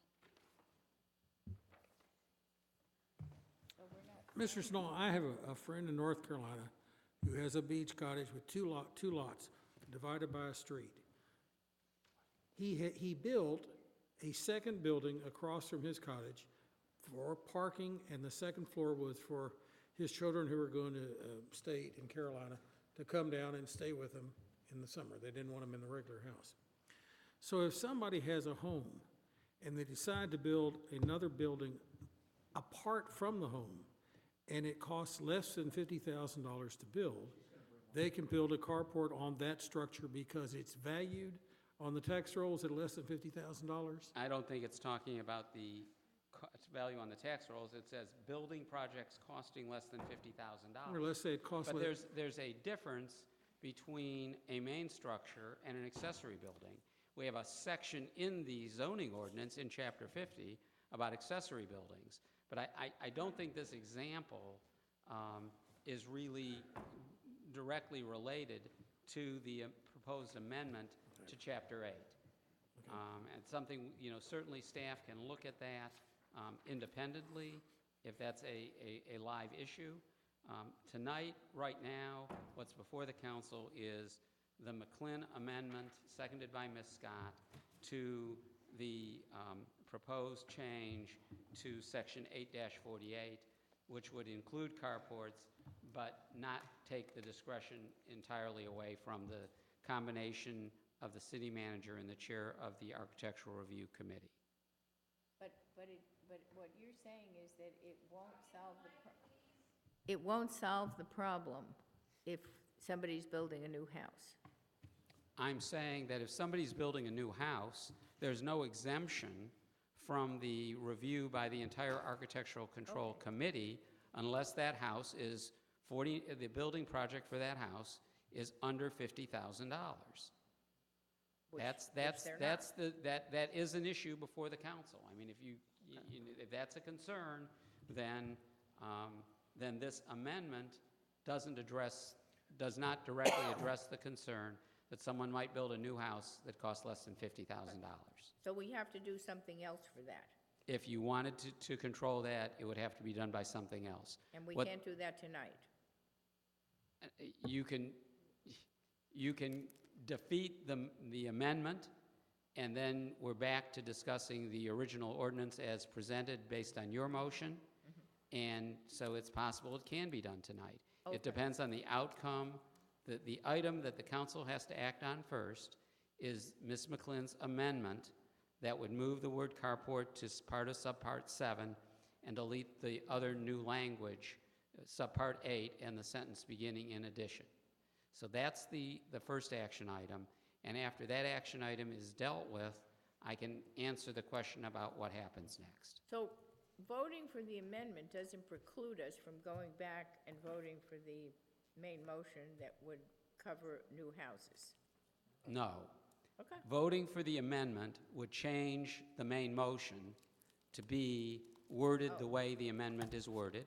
Oh, And then the council could discuss the main motion and ultimately vote again on whether to adopt the main motion.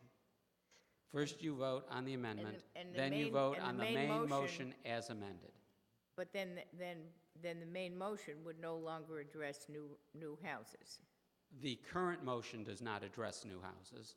The current amendment does not address new houses. Oh, okay, that It- was my question. They to only begin with. address building projects costing less than $50,000. So the point that the question that I was asking you is, if we want to address new houses, that we cannot vote on tonight? Or can we?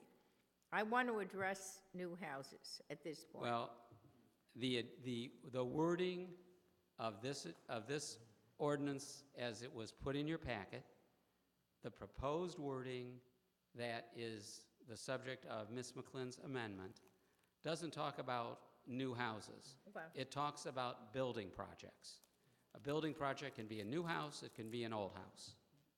If you want something specific about carports in regard to construction over $50,000 or more, I would be glad to review the Chapter 8 provisions about the Architectural Review Committee to determine if it already has the authority and the responsibility to review plans for construction projects for new houses, period. And then we would know the answer to your question. Okay, Ms. McGlynn? basically. Mr. Schnall, I have one other question. We clarified the language of the actual statute or the ordinance that we'll be adopting. Do we need to make an amendment to change any of the whereases since, or the caption on the ordinance to make sure that we've addressed everything? Well, neither the whereases nor the captions will become part of what gets memorialized by MuniCode. And so it would be fine for the ordinance to strike the third whereas paragraph. I think that would be useful. The caption it doesn't really need to be amended.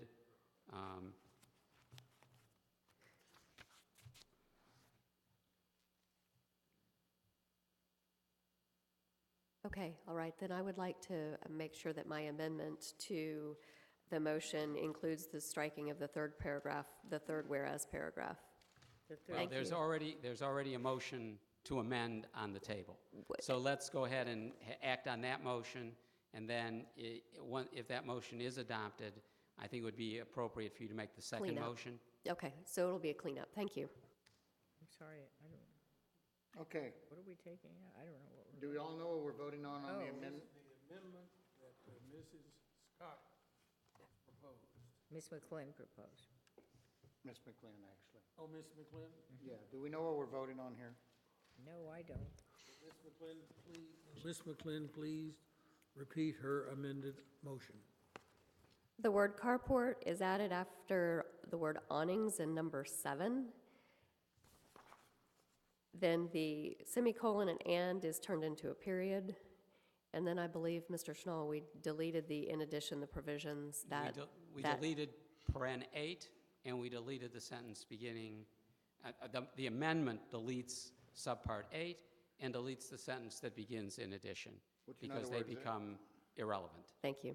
Which in other words, let's just say hypothetically, if you don't mind, in this particular instance, if someone was to come and build a new home and leave the carport to the right behind the line, that it would be okay, without having to go to council?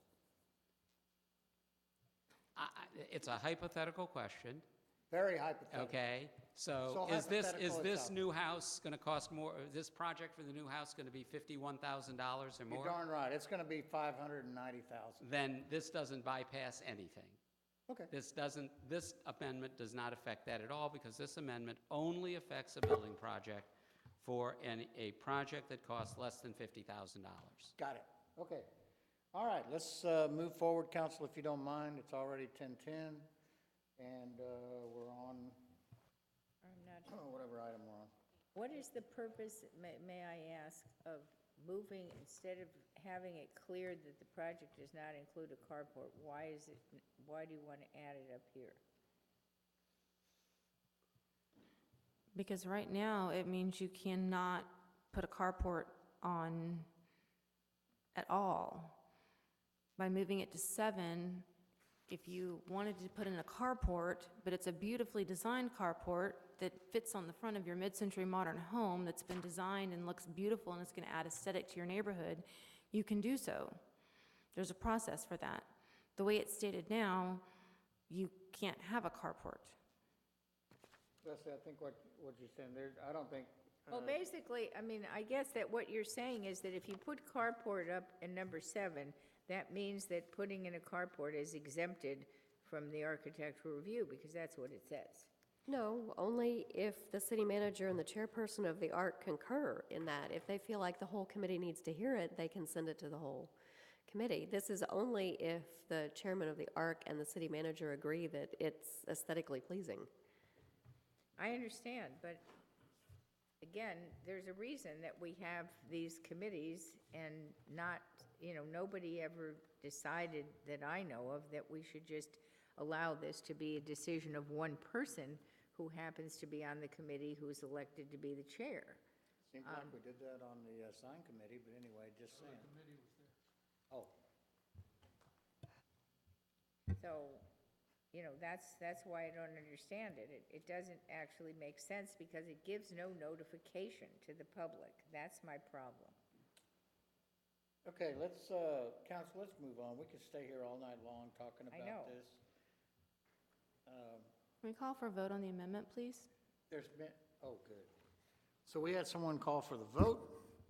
So, do we know what we're voting on? Well, I do now. Okay, good.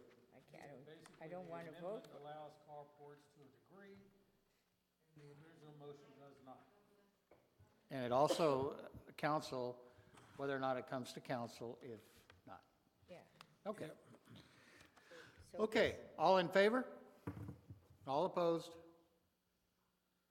The mayor breaks the tie with allowing the carport.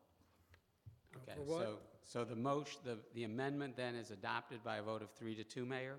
That's correct. Okay. So that means the main motion has been adopted, so that the last part of subpart 7 reads, appendages, awnings, carports, and lighting will not affect the appearance and tranquility of the neighborhood. That, at this point, is the only amendment. That is the main motion at this point. Okay, Mr. Mayor, I would like to make a cleanup motion, an amendment to the main motion to strike the third paragraph whereas, since we've adopted the Where's the First third Amendment. paragraph? Oh, this? say that again, Leslie, Amy. I make an amendment to the main motion that we've amended, that we strike the third whereas paragraph in its entirety. And what does that say? Whereas the city council believes that any project that involves a carport should be subject to Architectural Review Committee review and approval, and that Section 8-48B of the Code of Ordinance should be amended to provide that projects that include carports may not be exempted from Architectural Review Committee review by the concurrence of the city manager and the chairperson of the Architectural Review Committee. Mark, will you explain that in English, please? Can I Well, second it? Okay, thank you. Thank you. The whereas paragraph that Ms. McLean has moved to delete, and Ms. Scott has seconded the motion, is a recital that is no longer applicable in view of the adoption of the prior amendment. Okay, So it is appropriate to delete the whereas paragraph. Which it did anyway. Well, the ordinance itself now doesn't do what this whereas paragraph says Okay. the city council believes should get done. So it's appropriate to delete the whereas paragraph so that when we finalize this ordinance to be sent to MuniCode, if it's adopted, it will be consistent. Okay. All, Discussion. yes. Try to do this in less than a minute. I find it amazing that we have overturned what this city has put in place for decades to get rid of tacky carports. It was the thing that's been going on for years. I know Mrs. McLean hadn't lived here a few years, and neither has Mrs. Scott. But you had a plethora of the tackiest carports all over the city. And it was a very good thing that we got rid of the ability to put up tacky carports or carports, period. This is not micromanagement. This is something that was an ongoing fight for years, and it was a very good thing, and it improved the aesthetics of the city. Right now, it seems what we have done, we have decided, well, we'll just allow it, maybe. And, you know, to me, that is just absurd, because that's 30 years, 40 years out the window. I know on my street, there were at least 4 or 5 that once they were torn down, they couldn't put them up, and everybody was happy as can be. But now, there are exceptions. So I'm very sorry for the city, Not an because there are not going to be a lot of them, I'm sure. But Now you know how I feel with one person sitting in admin. Okay. So the vote is whether or not we go ahead and get the whereas out, is that correct? Yes, sir. Okay. All in favor? All opposed? Mayor breaks the tie with in favor. Okay, Mayor, and I know you'd like to leave this agenda item, but we still have to have the council vote on the final motion as amended, which would be to adopt the ordinance, even I'm not remembering the number now. It's number 8. Right. It's ordinance number 2019-01-08-B, as amended without the third whereas paragraph, and as amended so that it ends with subpart 7, ending with the words, appendages, awnings, carports, and lighting will not affect the appearance and tranquility of the neighborhood, period.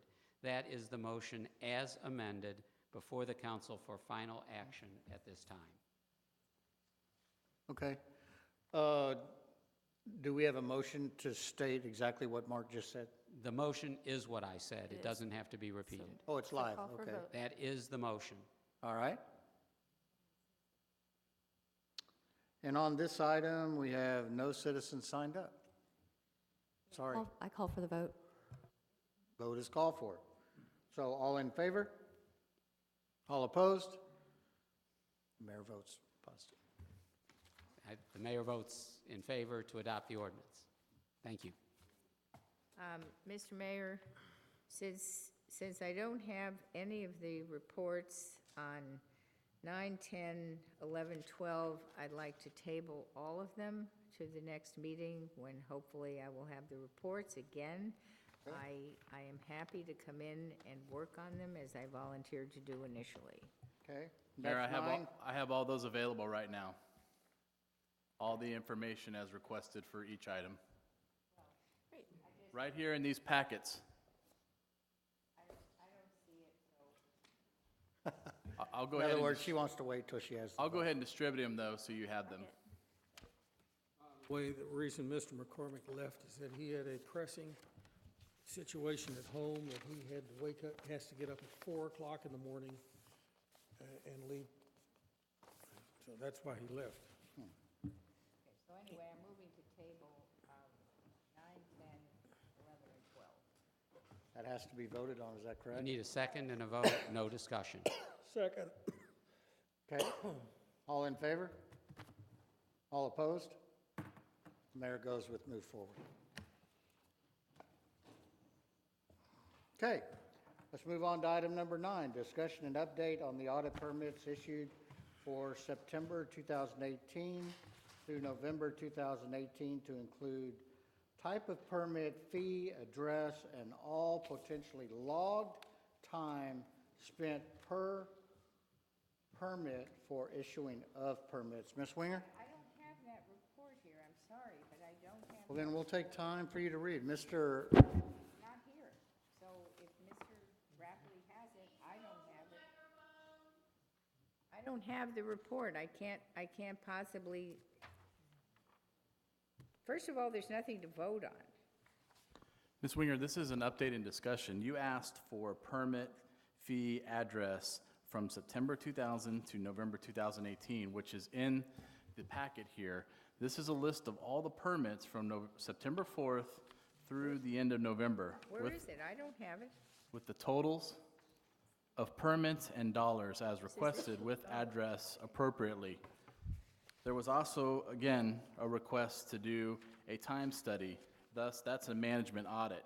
As I'm put here in my memo, that issuance of permits, some are fairly quick and some are pretty lengthy depending on the permit. In regards to various permits, so plumbing, commercial remodeling, those are time consuming. Those are questions that someone comes in as an applicant, and that's the time the permit clerk spends on those. In order to do a good management audit, we need to figure out the exact time frame to try to capture and quantify that out. We can't just put something together in 5 or 6 days and have it for you. I understand that, Mr. So- Rapley, that's why I wanted to table it. Well, the majority of council said no. Okay. Again, Still gonna need the information that you weren't able to put forward, so. I'm still going to need the information that you just said would take longer to put forward, so people can look at this, but there's well, I'm nothing to giving you vote the on. update and then letting you know that I can put Okay. something together as far as a management audit, but it might take some time and come back to council with that report. Okay, thank you. Okay, so we have an item on the table, which is item number, It's not to be voted on, it's a discussion. right? An update, so did anyone want to discuss? Right here. He gave us the update to the degree that he. Leslie, would you mind if someone else would like to speak for a change? I thought I had the floor, sorry. No, you didn't have the floor. You were babbling again. Ms. Scott, did you have anything to say?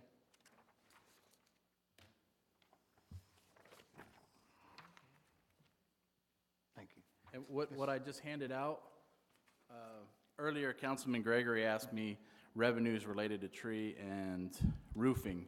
And during this 3-month period, when we ran this report of 258 permits encompassing 53,000, this was a snapshot from those months on tree and roof permits, which totaled $3,000. So Ms. Ulmer went in and pulled the report while obviously we went on through the council meeting and was able to put this together really quick. Thank you. Okay, we have, this is a discussion, so Douglas, did you have anything to say on this? Ms. Winger, do you have anything to say? Ms. McLean? Ms. Scott told me she didn't. We have 2 people signed up on this. Mr. Frank Paul. Did you have anything to say, Frank, on this particular item?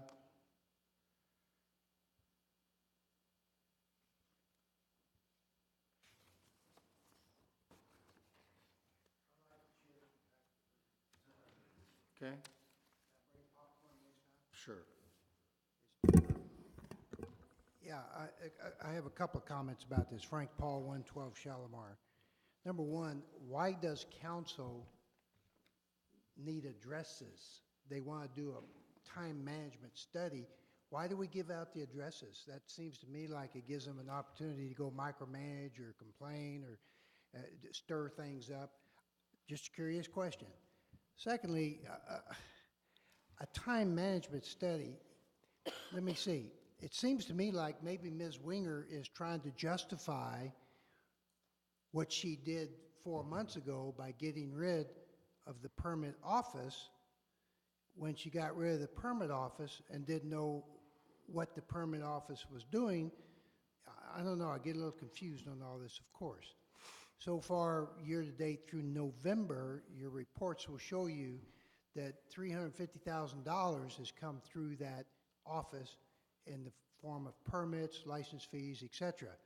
Well, it's real simple. Extrapolate that to the end of the year, it's, approximate $381,000.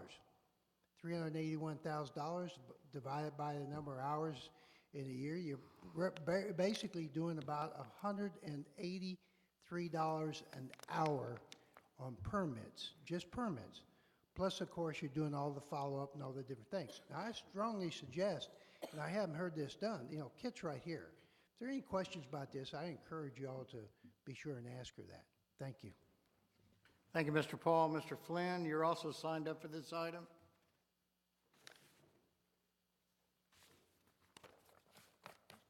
Mike Flynn, 111 Amerson Lane.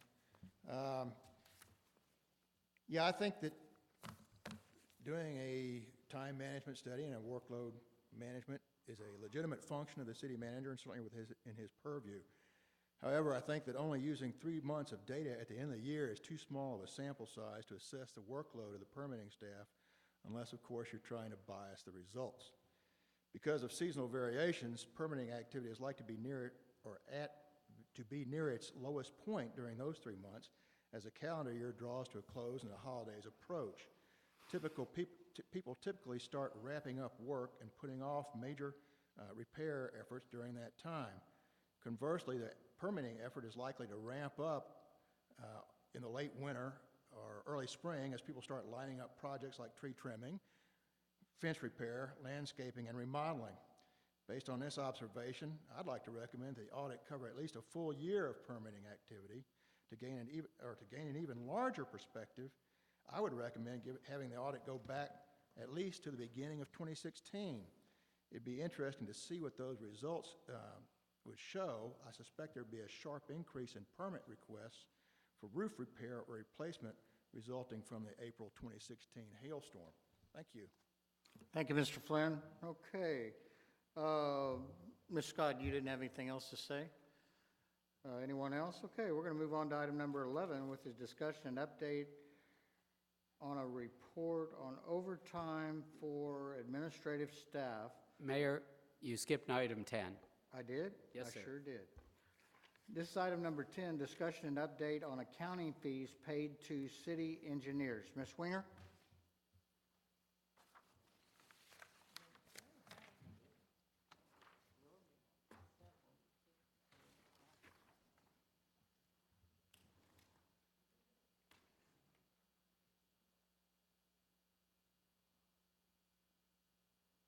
Excuse me just for a second, Ms. Winger. Although this does appear to be an action item, it isn't stated in the... No, it's not an action. That's correct. Okay, thank you. I just wanted to make clear.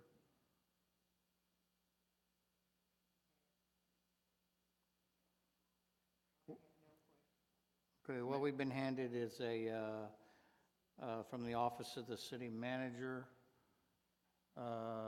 Mayor, just quickly, we budgeted 36,000 and year to date. Obviously through November is about 27,000.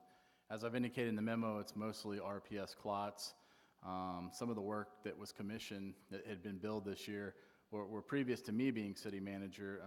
I know they assisted on some major projects, and I've utilized them for the development of the CIP and updating the Banyan drainage costs most recently in the last couple months, but that's an accurate reflection of what engineers have been paid in 2018. Okay. Mr. Rapley, was this, I'm just curious, and this is a question I don't know, was this in your monthly report or anything that you normally do, or your weekly report that you normally do? Okay, I'm just... Not necessarily. Mine reports that I provide y'all are updates on projects or issues, not necessarily potential Okay. fees paid out annually or semi-annually, or unless requested by council. Okay. Yeah, just a comment. I did read the report before I put these in, so I didn't put anything in that was there, okay? Yes, ma'am.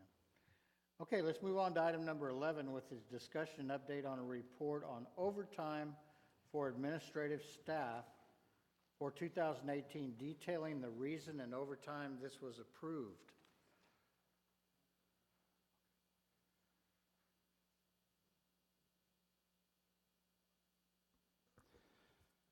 Mayor, as requested, I have outlined the fees incurred for overtime and an explanation of those overtime. In regards to the budgeted amount of $1,500, we are currently at $2,430 for overtime. And I put an explanation there in the back that the permit clerk utilizes overtime, at least during these periods of time, January 1st through August 10th, for court days and backing up the administrative assistant to the city manager on days that she might have been out to cover the permit window throughout the year. She was told, as I mentioned here, by the former finance officer that employees can request overtime to be paid out. It did not have to go to comp time. At the time in August, our financial consultant met with myself and the permit clerk to discuss this and modified this and changed back to comp time. Therefore, we haven't had an overtime expenditure since August.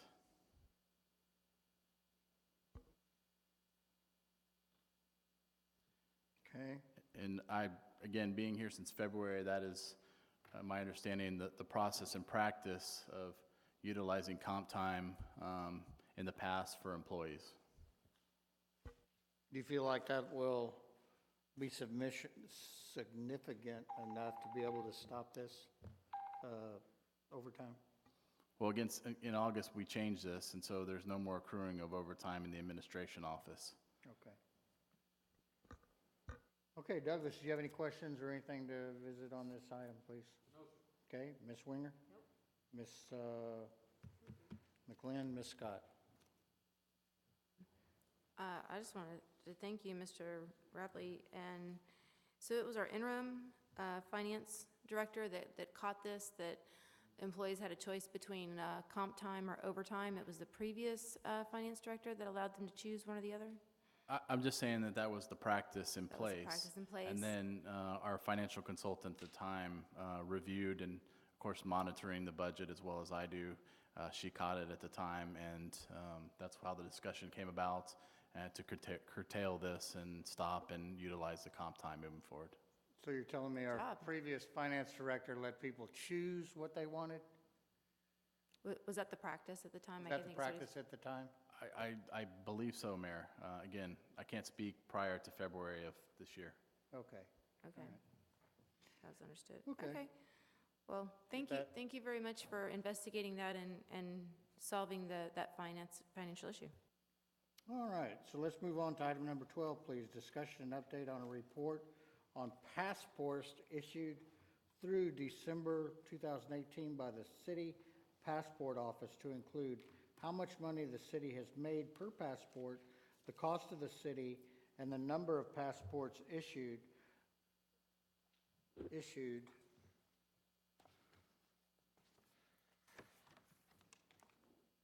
Okay, thank you, Ryan. Mr. Rapley, will you be assured for all these packets to be given to Mr. McCormick at your earliest? I already gave his copy. That's why I was over there speaking to him. Thank you. Yes, ma'am, go ahead. Now, if I understand this, since I've just been handed it, I didn't have time to read it before. It says here, the city profits $35 per application. The city pays $6.70 per priority mail envelope. So we take that $6.70 out of the 35? No, that's only on certain postage that need to be paid for those applications. I believe it's time sensitive, that if they're getting sort of a rush on their passport. How do we normally send it? How do we send the Normal postage, so if you see the total postage there of 103, that's what the city has incurred as normal postage. so that's like 48 cents or whatever? Yes. Okay, so basically, under normal circumstances, we take in $35 and we pay 48 cents for postage, not including time or, paper or envelopes, right? Would that be Again, correct? we have 2 staff members that do this outside their additional duties, and the fee is $35 plus the 48-cent postage. But the point is, if we have to send somebody in priority mail, who pays for that? I believe the applicant pays for that rush Okay, delivery. because that's not what it says here, that's why I'm asking. If they're requesting overnight delivery, they pay an additional $24.70. But if it's priority mail, it doesn't say they do. That's my question. Okay. Yes, on the overnight that they do pay as well. Okay, but not for priority mail. Not for priority, I believe. So in the case of priority mail, I guess I want to know how many times we've done that. We would actually be taking that out of our $35. Yes? Correct. Okay. So that certainly seems to be a problem. What I wanted to highlight here on this is that, obviously, through December, 4 months and 10 days, we've done 144 passports. The total revenue to the city is $5,040. November, we had 28 passports, in December, 52. So as I mentioned in the memo, once we started putting it on the digital billboard, that actually kind of helped promote, advertise, and almost double the numbers. And most people that are coming in here of late said that they saw it on the digital billboard on Loop 410. Okay. Thank you. And I would say, you know, since January 2nd to today, we've probably issued, I believe, over 20 passports just in that short time. So, you know, you extrapolate this out a year, hopefully, that, and projecting it, that it could be in upwards of $15,000 additional revenue a year. Obviously, sales tax are down, so this is helping subsidize that revenue. Gentlemen, Thank you. if it's okay with council, I think I'm going to let Johnny and Rick and the chief go, the interim chief go, these 3 employees over Leslie, here. what if we had questions? Just because you're finished doesn't mean we all are. Mayor, I'll dismiss the staff. Please do, Mr. Rapley. Go ahead and go home, guys. Thanks. Sorry, Mr. Rapley. Okay. I know Rick's going to be on that truck early in the morning, right, Rick? Okay. I'll wave from my bedroom. Okay. You know, this is a question that I have while we're on this passport thing, number 12. And this is something that's been brought up several times, and I want to clear the air here. A while back, when we were talking about this, we talked about the figure of 8,000 passports. And I believe at the time, Ms. McLean was talking about dollars and not individual passports over a period of a certain time. So, Ms. McLean, will you clear that up, please? No, I mean, ideally, once we get moving, we could process 8,000, but it has taken longer to get the approval. It took longer for the office to get up and running, and it's taken longer. We haven't done any marketing, so 8,000 passports would be great. I mean, that's honestly what the business plan put forward, very zealously anticipating revenue. I'm not displeased with the revenue. I think it's fabulous that through December, from August 20th, we had 144 passports for something that we barely marketed. Okay. So that is a true statement, that Okay, it was I was just pie in the wondering. sky. It sounded a But little... this is revenue that we didn't have, with very little expense attached to it, that's only postage, and it's more money, it's more of those drops in the bucket that you were talking about earlier. Right. So it'd be 155 per week is the way I look at it. And I would just like to make a point that when Mr. McCormick and I met with Mr. Rapley on the 21st of September, which was exactly 1 month after the office had opened, regardless of when it was supposed to have opened, it was open 1 month. I asked why we weren't advertising on the digital billboard. And I think if we started earlier, as he's now pointing out, we would have done a lot better. And Good so, point. you know, regardless of the fact that I didn't vote for this, if it turns out that it's bringing in substantial money for the city, we're all going to be very happy. Thank you, Leslie. Well, I can tell you, Mayor, if we do 8,000 passports and make 280,000, we're going to need additional staff. Well, all I need to know is, I'm hoping that we move up to 155 a week. Well, I'll be the first one to wave the flag for Ms. McLean.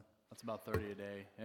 And we actually have had, as you can see on this, that we've had a number of Saturday appointments.